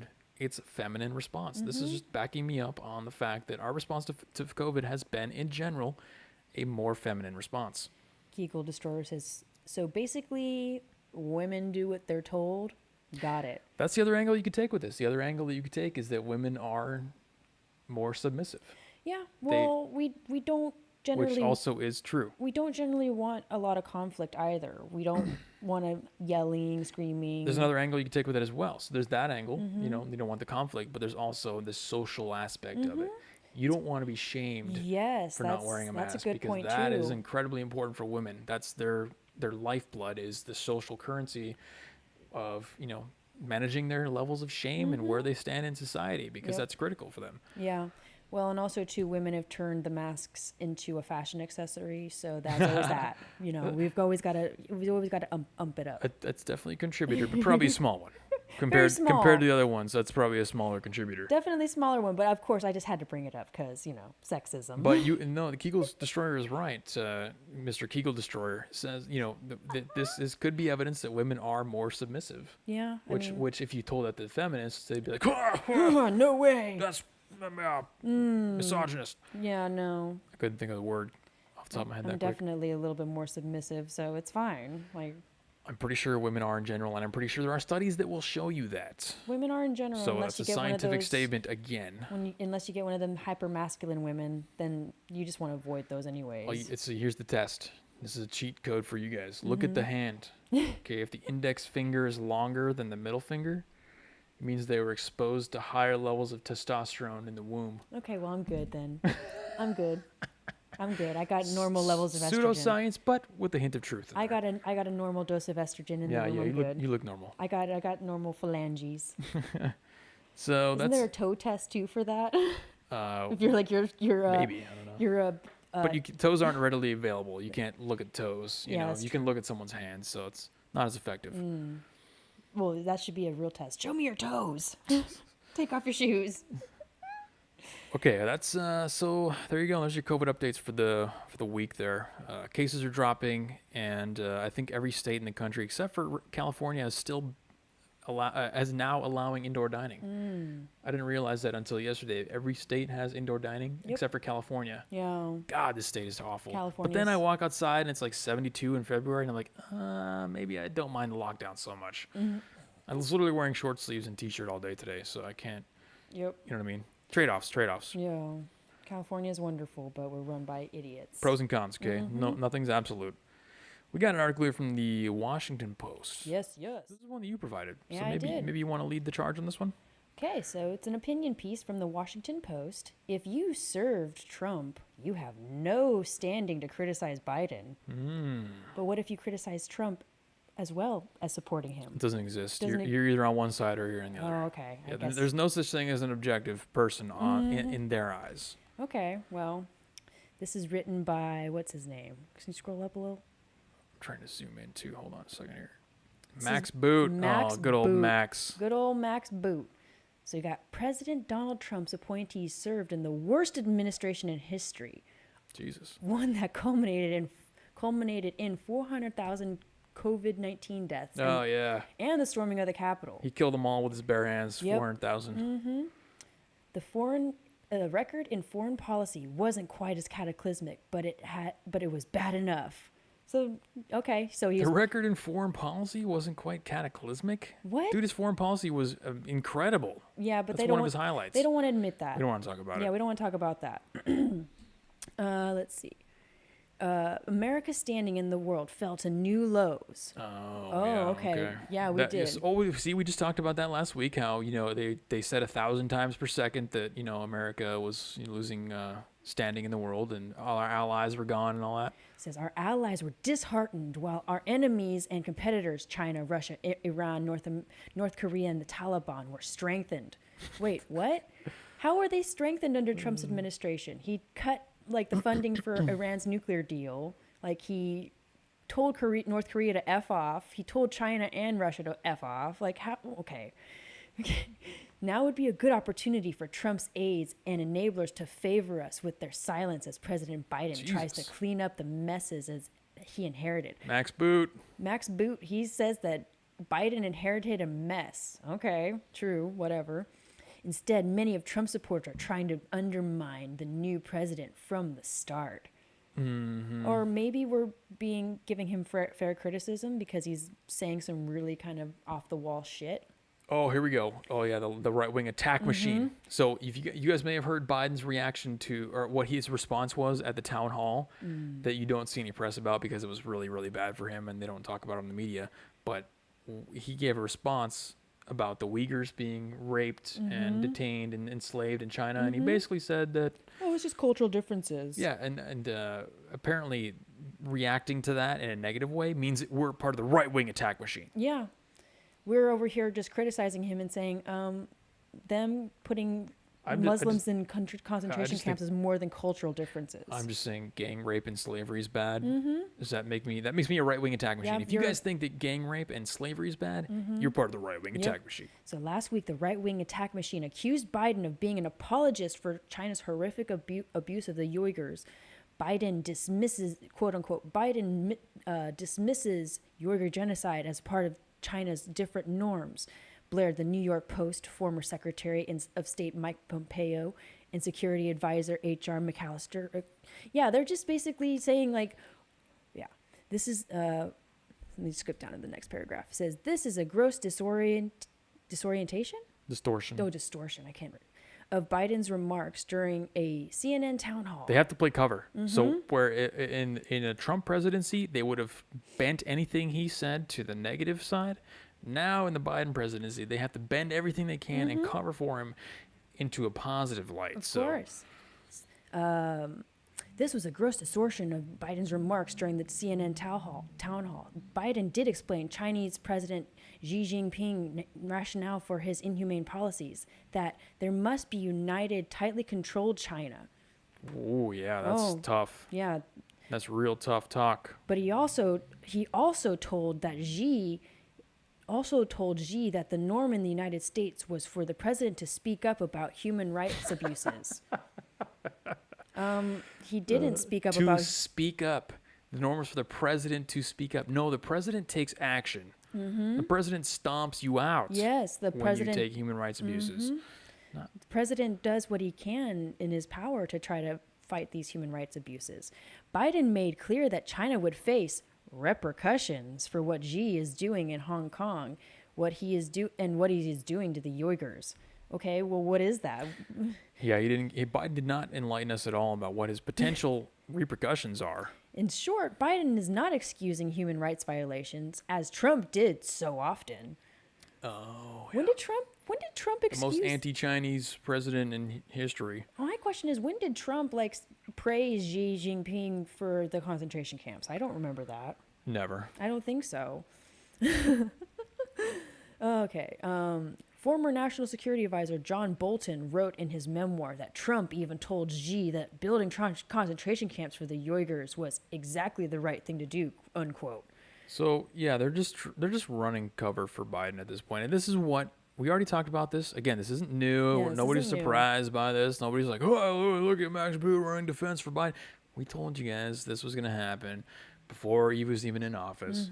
We told you guys the media would start to die out, and the only way that they can continue to get clicks off this stuff is if they keep linking it back to Trump. So you see how this article, you got to read between the lines, read what's happening, not in the text itself, but in the story that is actually happening within the text. He's linking everything back to Trump. The Trumpist criticism. Yeah, the Trump Trump did even this. told Xi. Trump.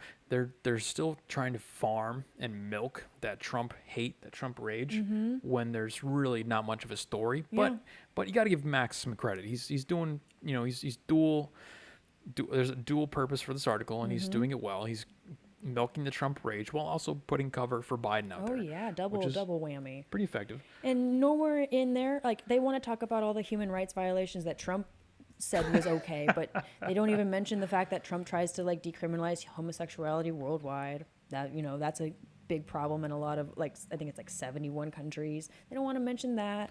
They don't want to mention Trump, all the positive things Trump has done. Just the fact that Trump may or may not have said concentration camps are good. Yeah, we all know they're the double standard, but as soon as Biden got in, he completely screwed over our closest ally, which is Canada, by canceling the pipeline deal. They were pissed about that. Oh, I know. But we can't talk about how Canada got pissed off about that because we got to cancel the Dakota Access Pipeline because of the Native Americans and their sacred burial grounds. Yeah, but the foreign relations. I mean, yeah, I know the price of oil. Oh my gosh. pure propaganda. That's right. Today is the propaganda show. It where is it's a all about propaganda show. Propaganda to your kids. Propaganda in the media. Propaganda to adults. Newspeak, Only reason I wanted to talk about this is just because of the wording they use and how if you back Trump at all, you can't criticize Biden. It's no, I've supported the former president, but I still gave him criticism. But I overall wanted him to do well. Same thing with Biden. I overall want him to do well, but I will criticize him when criticism is due. And he said some really effed up things during that town hall. He even said during that town hall that black and brown people in rural and urban neighborhoods don't know how to use computers. Yeah, to find out where to vote. Yeah, they had to find out where to vote. Come on now. This is ridiculous, folks. What's up, Daj? We got there was who said Biden thinks Uyghurs are white people in Chicago.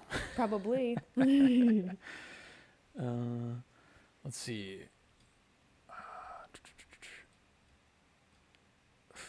I've been waiting for someone to call me out. Nothing so far. Only dirty looks, says Anthony, because what did he say? I didn't see what he said before that. In other words, back to the Obama apology tour, but now with Biden. Yes, Yep. that's correct. Essentially, that's exactly what's happened with our media. It's Back into we already went over, it wasn't Saturday, but I think it was last Tuesday. All the media companies, they're just, oh, look at Joe Biden. He's playing Luigi. He's playing Mario Kart. He's look at the funny jacket he's wearing. Yeah, look at all these great things that our president's doing. Everything we said was going to happen is happening. Meanwhile, we're going to cover up the fact that he signed more executive orders in his first month than any other president. I mean, who really cares about that at this point? But the point is, we all knew they were going to cover him with kid gloves and, Well, I mean, if they tapped him with anything other than kid gloves, he'd probably have a heart attack and die. Like, Well, not gonna lie. it's funny you mention that because our next video here, we talk about, I wonder if old Max Boot Max Boot. understands the implications of having a president who's openly and visibly ill and suffering from mental health problems. Because we all know he is. Yeah. Everybody knows he's got definitely dementia. He's got some slow decline on he his was mental he was in health. an interview, I think it was today or yesterday, where he literally pulled this card out of his jacket. He's like, they give me a card here, has all the numbers on it, and I like to look at it. Like, you're not supposed to pull the card out, Joe. No, you're supposed to memorize the card. The card stays in the pocket, Joe. You're supposed to memorize When the you're card. on the plane, you look at the card. When you're in the car, on the way to the studio, you look at the card. You don't pull the card out in the middle of the interview. You have your first lady read you the card if necessary. It says there's what does that say? 500 million deaths. 500,000 deaths of COVID now. So People how are many of noticing. those deaths are Biden's fault? People are noticing. Okay, that's the point I'm trying to make here. People Cool. know allies, because that's the term that they like to use, right? Allies. Oh, allies. We don't want to lose our allies. Of course What does not. that even mean, allies? Are we fighting a world war? Are we on a soccer team? What is that, allies? What does that even mean? Like, is there an enemy? Is there an axis? But Australia definitely notices, and we know Australia notices because this guy, this based Australian news anchor, lays the smackdown on Biden. And let's go ahead and listen to what he has to say. Hell yeah. This is great. I'm down. It makes me want to move to Australia, to be honest. Australia's pretty cool from what I've heard. Did you see the video of a black man try to use a computer? Yeah, I think did we show that video on Saturday? We did. Was it the after hours? I think it was the after hour show, the inner circle, stream? yeah. Yeah, we watched that that. was really good. We watched that on the inner circles. What you're about to see and hear is an anchor from Sky News Australia, just giving general commentary from 3 days ago on Joe Biden. Okay. Has the leader of the free world been so cognitively compromised? It's clear, to me at the least, that US President Joe Biden is struggling with dementia and is clearly not up to the task he's been sworn in to do. This was apparent to many during the election campaign, but such was the hatred for Donald Trump by the partisan and poisonous mainstream media. They chose not to highlight anything that actually may have derailed a Biden victory. True. We know that was true. So they helped him out by ignoring stories that would have hurt him. They didn't want to do anything to derail his campaign. Yeah, they didn't want to cover the Hunter Biden story at all. Yep. And to pay for plays and all that kind of stuff. Even Barely now, there for after he's Biden. Barely there, Biden. Barely there, Biden I like plays their label Mario f- Kart. I like their label for him. That is the best Chiron I've ever seen. Instead right there. of Sleepy Joe. Barely there, Biden. Hell yeah. Dude, those Australians. been sworn in, many of them are still refusing to speak the truth about Biden's lack of capacity. It was quite telling that while President Biden was playing Mario Kart and napping all Mario Kart. Mario Kart. of last weekend, apparently he had no official duties, his ambitious deputy Kamala Harris was telephoning foreign leaders. That's Well, we all know novelty Kamala's for running a the show. Vice president. And this week, he emerged to participate in a sanitised town hall being interviewed by the Bidenista, Anderson Cooper. Bidenista. Dude, they're even calling out Cooper and CNN and everything. This guy, I gotta figure who this guy is. This guy's cool. Of CNN. Biden promptly gave away his teleprompter, and the result was nothing short of a disaster. Biden started off by excusing the genocide against the Uyghur people by the Chinese Communist Party. He dismissed it as just Chinese cultural norms. And then he made what many... And here's the thing about the cultural norms thing, and the guy, what Max Boot doesn't understand, is that it doesn't matter really necessarily what you say. And this is what they would say.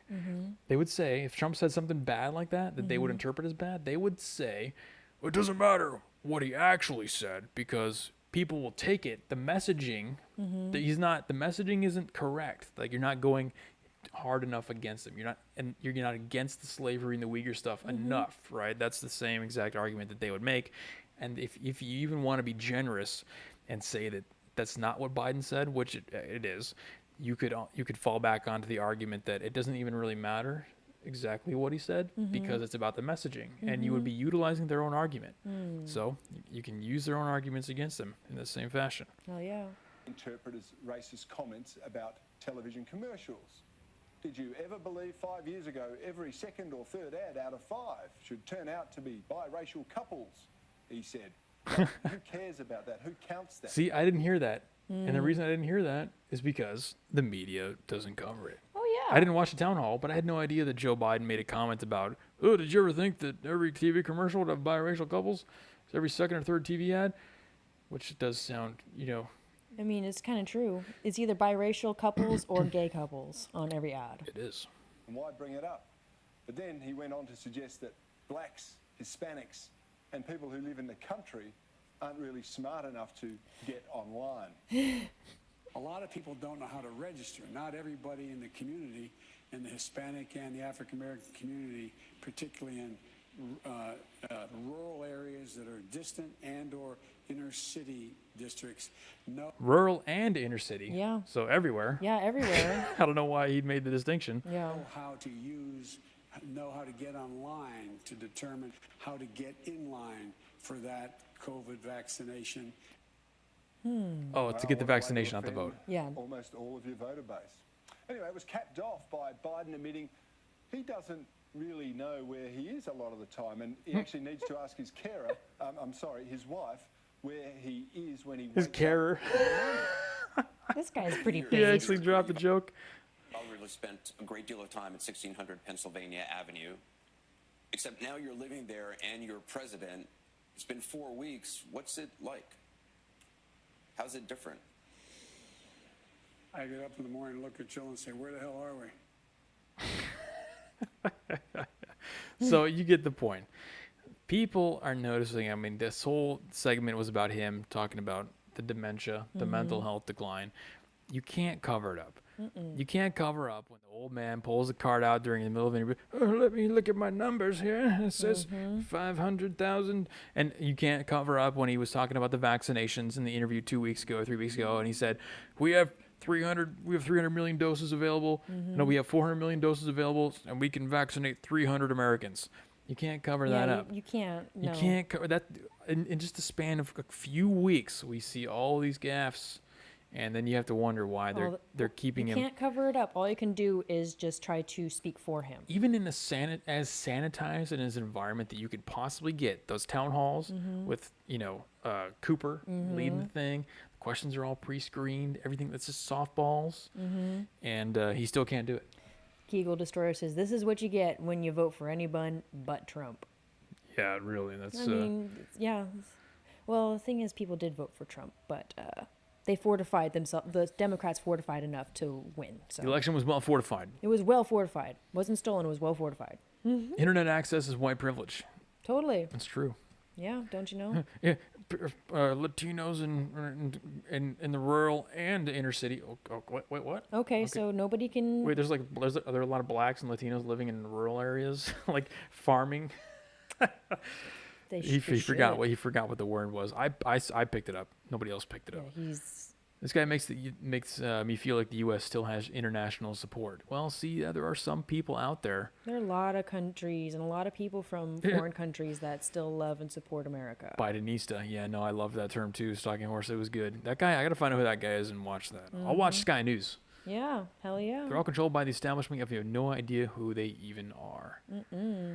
Kamala isn't running anything either. Well, we talked about that. We talked about that like 2 weeks ago, how Kamala was, or not 2 weeks ago, maybe a week and a half ago, how Kamala was taking those calls in place of Joe Biden. Yep. We already know, based on the campaign, that Joe Biden just takes a lid on every day at like 9 o'clock. He gets up, he has a cup of coffee, he says, hey, let me look at my card here. Yeah, and then he goes take a nap for the rest of the day. He puts a log on the fireplace in the White House. And then his carer, or his handler, his wife, that was great too, man. This guy's awesome. Just, his nurse. Just walks She is a him doctor after all. back. Oh man, just walks him back to the bed. Take a nap for the rest of the day. He just, if his performance as the president, which is much more stressful, much more obligations, much more work, is anything like that of the campaign, what can we assume? Logically and objectively, what can we assume about what he's doing in the White House versus what the campaign was? Well, he's probably not doing anything in the White House, so There I you think go. that's a logical, Because he didn't really rational do conclusion. He didn't really do anything for his campaign. Based on what we've seen. Mm-hmm. He didn't campaign. He took, it's 9:01. Let me put a lid on the day Yeah. here. Actually, you know what? Let me put a lid on the week. Oh, there's 12 people that want to go to my rally. No, only 10. 10 people only. All have to be masked and all have to be socially distanced. No. It was the other way around. He's like, oh, there's not 15. Oh, I'm not even gonna do it unless there's 15. Oh, that's true. So rural white hicks and inner city. You know the rest. Yeah. What a racist. Exactly. Yeah. It's the same rationale as Islamic terrorism in Europe or America. That's just their culture. We have to deal with it. Well, that is kind of, we've reached a crossroads with that argument, right? Because that only goes so far with Islam. Yeah. Because you can't, they're throwing gays off roofs. It's just their culture. Stoning women who got raped. That's just their culture. You That's literally, their religion. you throw rocks at somebody's head until they die. It's just their culture. Yeah. Because they didn't listen to their husband or something like that. yeah. They didn't wear the face covering in public, and a man looked at them, so we have to stone them. Yep. It's just their culture. Yeah. Don't worry about Stone the it. women that got sexually assaulted, not the man that Yeah. did the sexual if you assault. get raped, you stone them. Just their culture. So that's okay. Arian wants to know where's Hunter Biden? Who knows? In some crack den somewhere with some underage prostitutes, probably. Yeah, well, you would expect, if we had a media that could do an investigation and they wanted the juice, and that's really the question is how long can they resist going for the juice? How long can they resist going for the juicy Hunter Biden stories, right? Because They don't want to. the revenue's definitely falling. I mean, look at this article from Max Boot. He has to use Trump every other word, even though he's not even in office anymore, just to try and trigger the people reading it to be like, trigger them into anger, Bill says you can find Hunter Biden on his channel. All -1. I mean, no. Ends justified the memes. Yes, that's right. We're going to be on the Ends Justify the Memes tomorrow. Tomorrow, yes. So if you want to look up the Ends Justify the Memes, MEMES, Memes. on YouTube, we're going to be hanging out with Bill over there tomorrow Bill and Tank, they're at great guys. 4 p.m. Eastern. Check us out tomorrow if you want. 4 p.m. Eastern? Yeah. Okay. 1 p.m. PST, right? Yeah. I think so. Yeah. He's got the event up. Bill, confirm. So it's sickening in Canada. The MSM here are swooning over Biden and how amazing he is doing, even though he destroyed our oil industry. Yeah, that's what I'm saying. See, our foreign relations have been destroyed. Oh, that felt so great to say. And now I know what it felt like to be a leftist for the last 4 years. He's destroying our relations with our allies. This is Biden's America. Yeah, that felt really good. Okay. Yeah. I mean, that's really what happened. As soon as he got in, Did you get it out, Jeremy? I definitely need to say it at least 1,000 more times over the next 4 years. Yeah, we're just definitely to going to be saying it a lot more. reach maximum satisfaction, just emotional fulfillment. Because I didn't have any parents and nobody loves me. This is I love how Kamala's children's book, the artist gave her red knees. Wonder why she did that. Not going to add any commentary to that one. Let's see. He's in Texas fixing the cracked pipes. Oh, man. 7 p.m. Eastern. 7 p.m. Oh, that's right. Yeah, 4 p.m. Pacific. So 4 p.m. our time. 4 That's p.m. right. That's our right. time. There you go. Yeah, we'll be there. We'll be hanging out over there, so you guys can check us out there. Gonna go sell some Pokemon cards to Trump only fans. Y'all have a good night. Later, Tyler. Thanks for stopping Hell by. yeah, sell them Pokemon cards. I got a full set of base cards, Pokemon. Yeah? Yep. Full Wow. set. Some of them are first edition, but Holographics too. well, they were all holographic on the first sets. Yeah. I didn't know that. They didn't start doing the non-holographic until like the third Oh. sets came in. And you have to forgive me for being a Pokemon nerd because when this stuff came out, I was like 15. Okay. I love Pokemon too. So relax. I don't hate. I love Pokemon too. No, I got my Charizard. I got all that. Hell yeah. Yep. Wish my brother would have kept his Pokemon cards. They probably would be worth money. So we're wrapping up the stream, but I want to leave you guys with the question. I want this question to be something that you think about as you're falling asleep at night when you realize that everything you've been told in school might be false. Because the question is, can you trust what you've been told in history and how history was written? If you're watching with your very eyes history being rewritten before you, the article we just read said Trump was awful with foreign relations. Yep. We've seen the New York Times casually throw in the fact that the 2016 election was influenced by Russia. Like a week ago, they said that in an article. Still now, doing that Russiagate stuff. No evidence, nothing at all, but they're rewriting history because the history books according to the New York Times, will say that Russia interfered with the election. Yes. The history books will say that Trump was great on foreign relations and Trump was awful on foreign relations and Biden was great on foreign relations, even though Biden destroyed our relations with Canada on day one. And, Trump shook hands with Kim Jong-il or whatever, Kim Jong-un on the DMZ. History is being rewritten before your eyes. So you Yes. have to, it makes me wonder anyway. And it might make you wonder if it's being rewritten before your eyes right now when we have more technology and ability to understand and seek out and find the truth. Internet technology, YouTube videos. I can communicate with anyone on the entire planet instantly. Think about how history was back when you had to ride a horse with a scroll Yeah. to a monastery to have somebody copy the scroll. That's what it used to be, and you're trusting that history is true and correct. But now, when I can communicate instantly and I can verify with video, and we're even lied to by video. Covington Yeah. lied Covington to by kids. video. Yeah. The George Floyd thing lied to you by video. Maud Arbery lied. Lied to. You're getting lied to with highly advanced technology, and history is being written incorrectly, even when we have all of that information and ability to look up the truth. So it just makes me wonder, and it should make you wonder too, what really happened in history, and is that even accurate? How much of it is even real? Because they say that history is written by the victors. It is. But who really is the victor? Nobody's the victor. Is the victor the one with the biggest news network? Or is that's a the good victor the one question. that just simply wins the battle?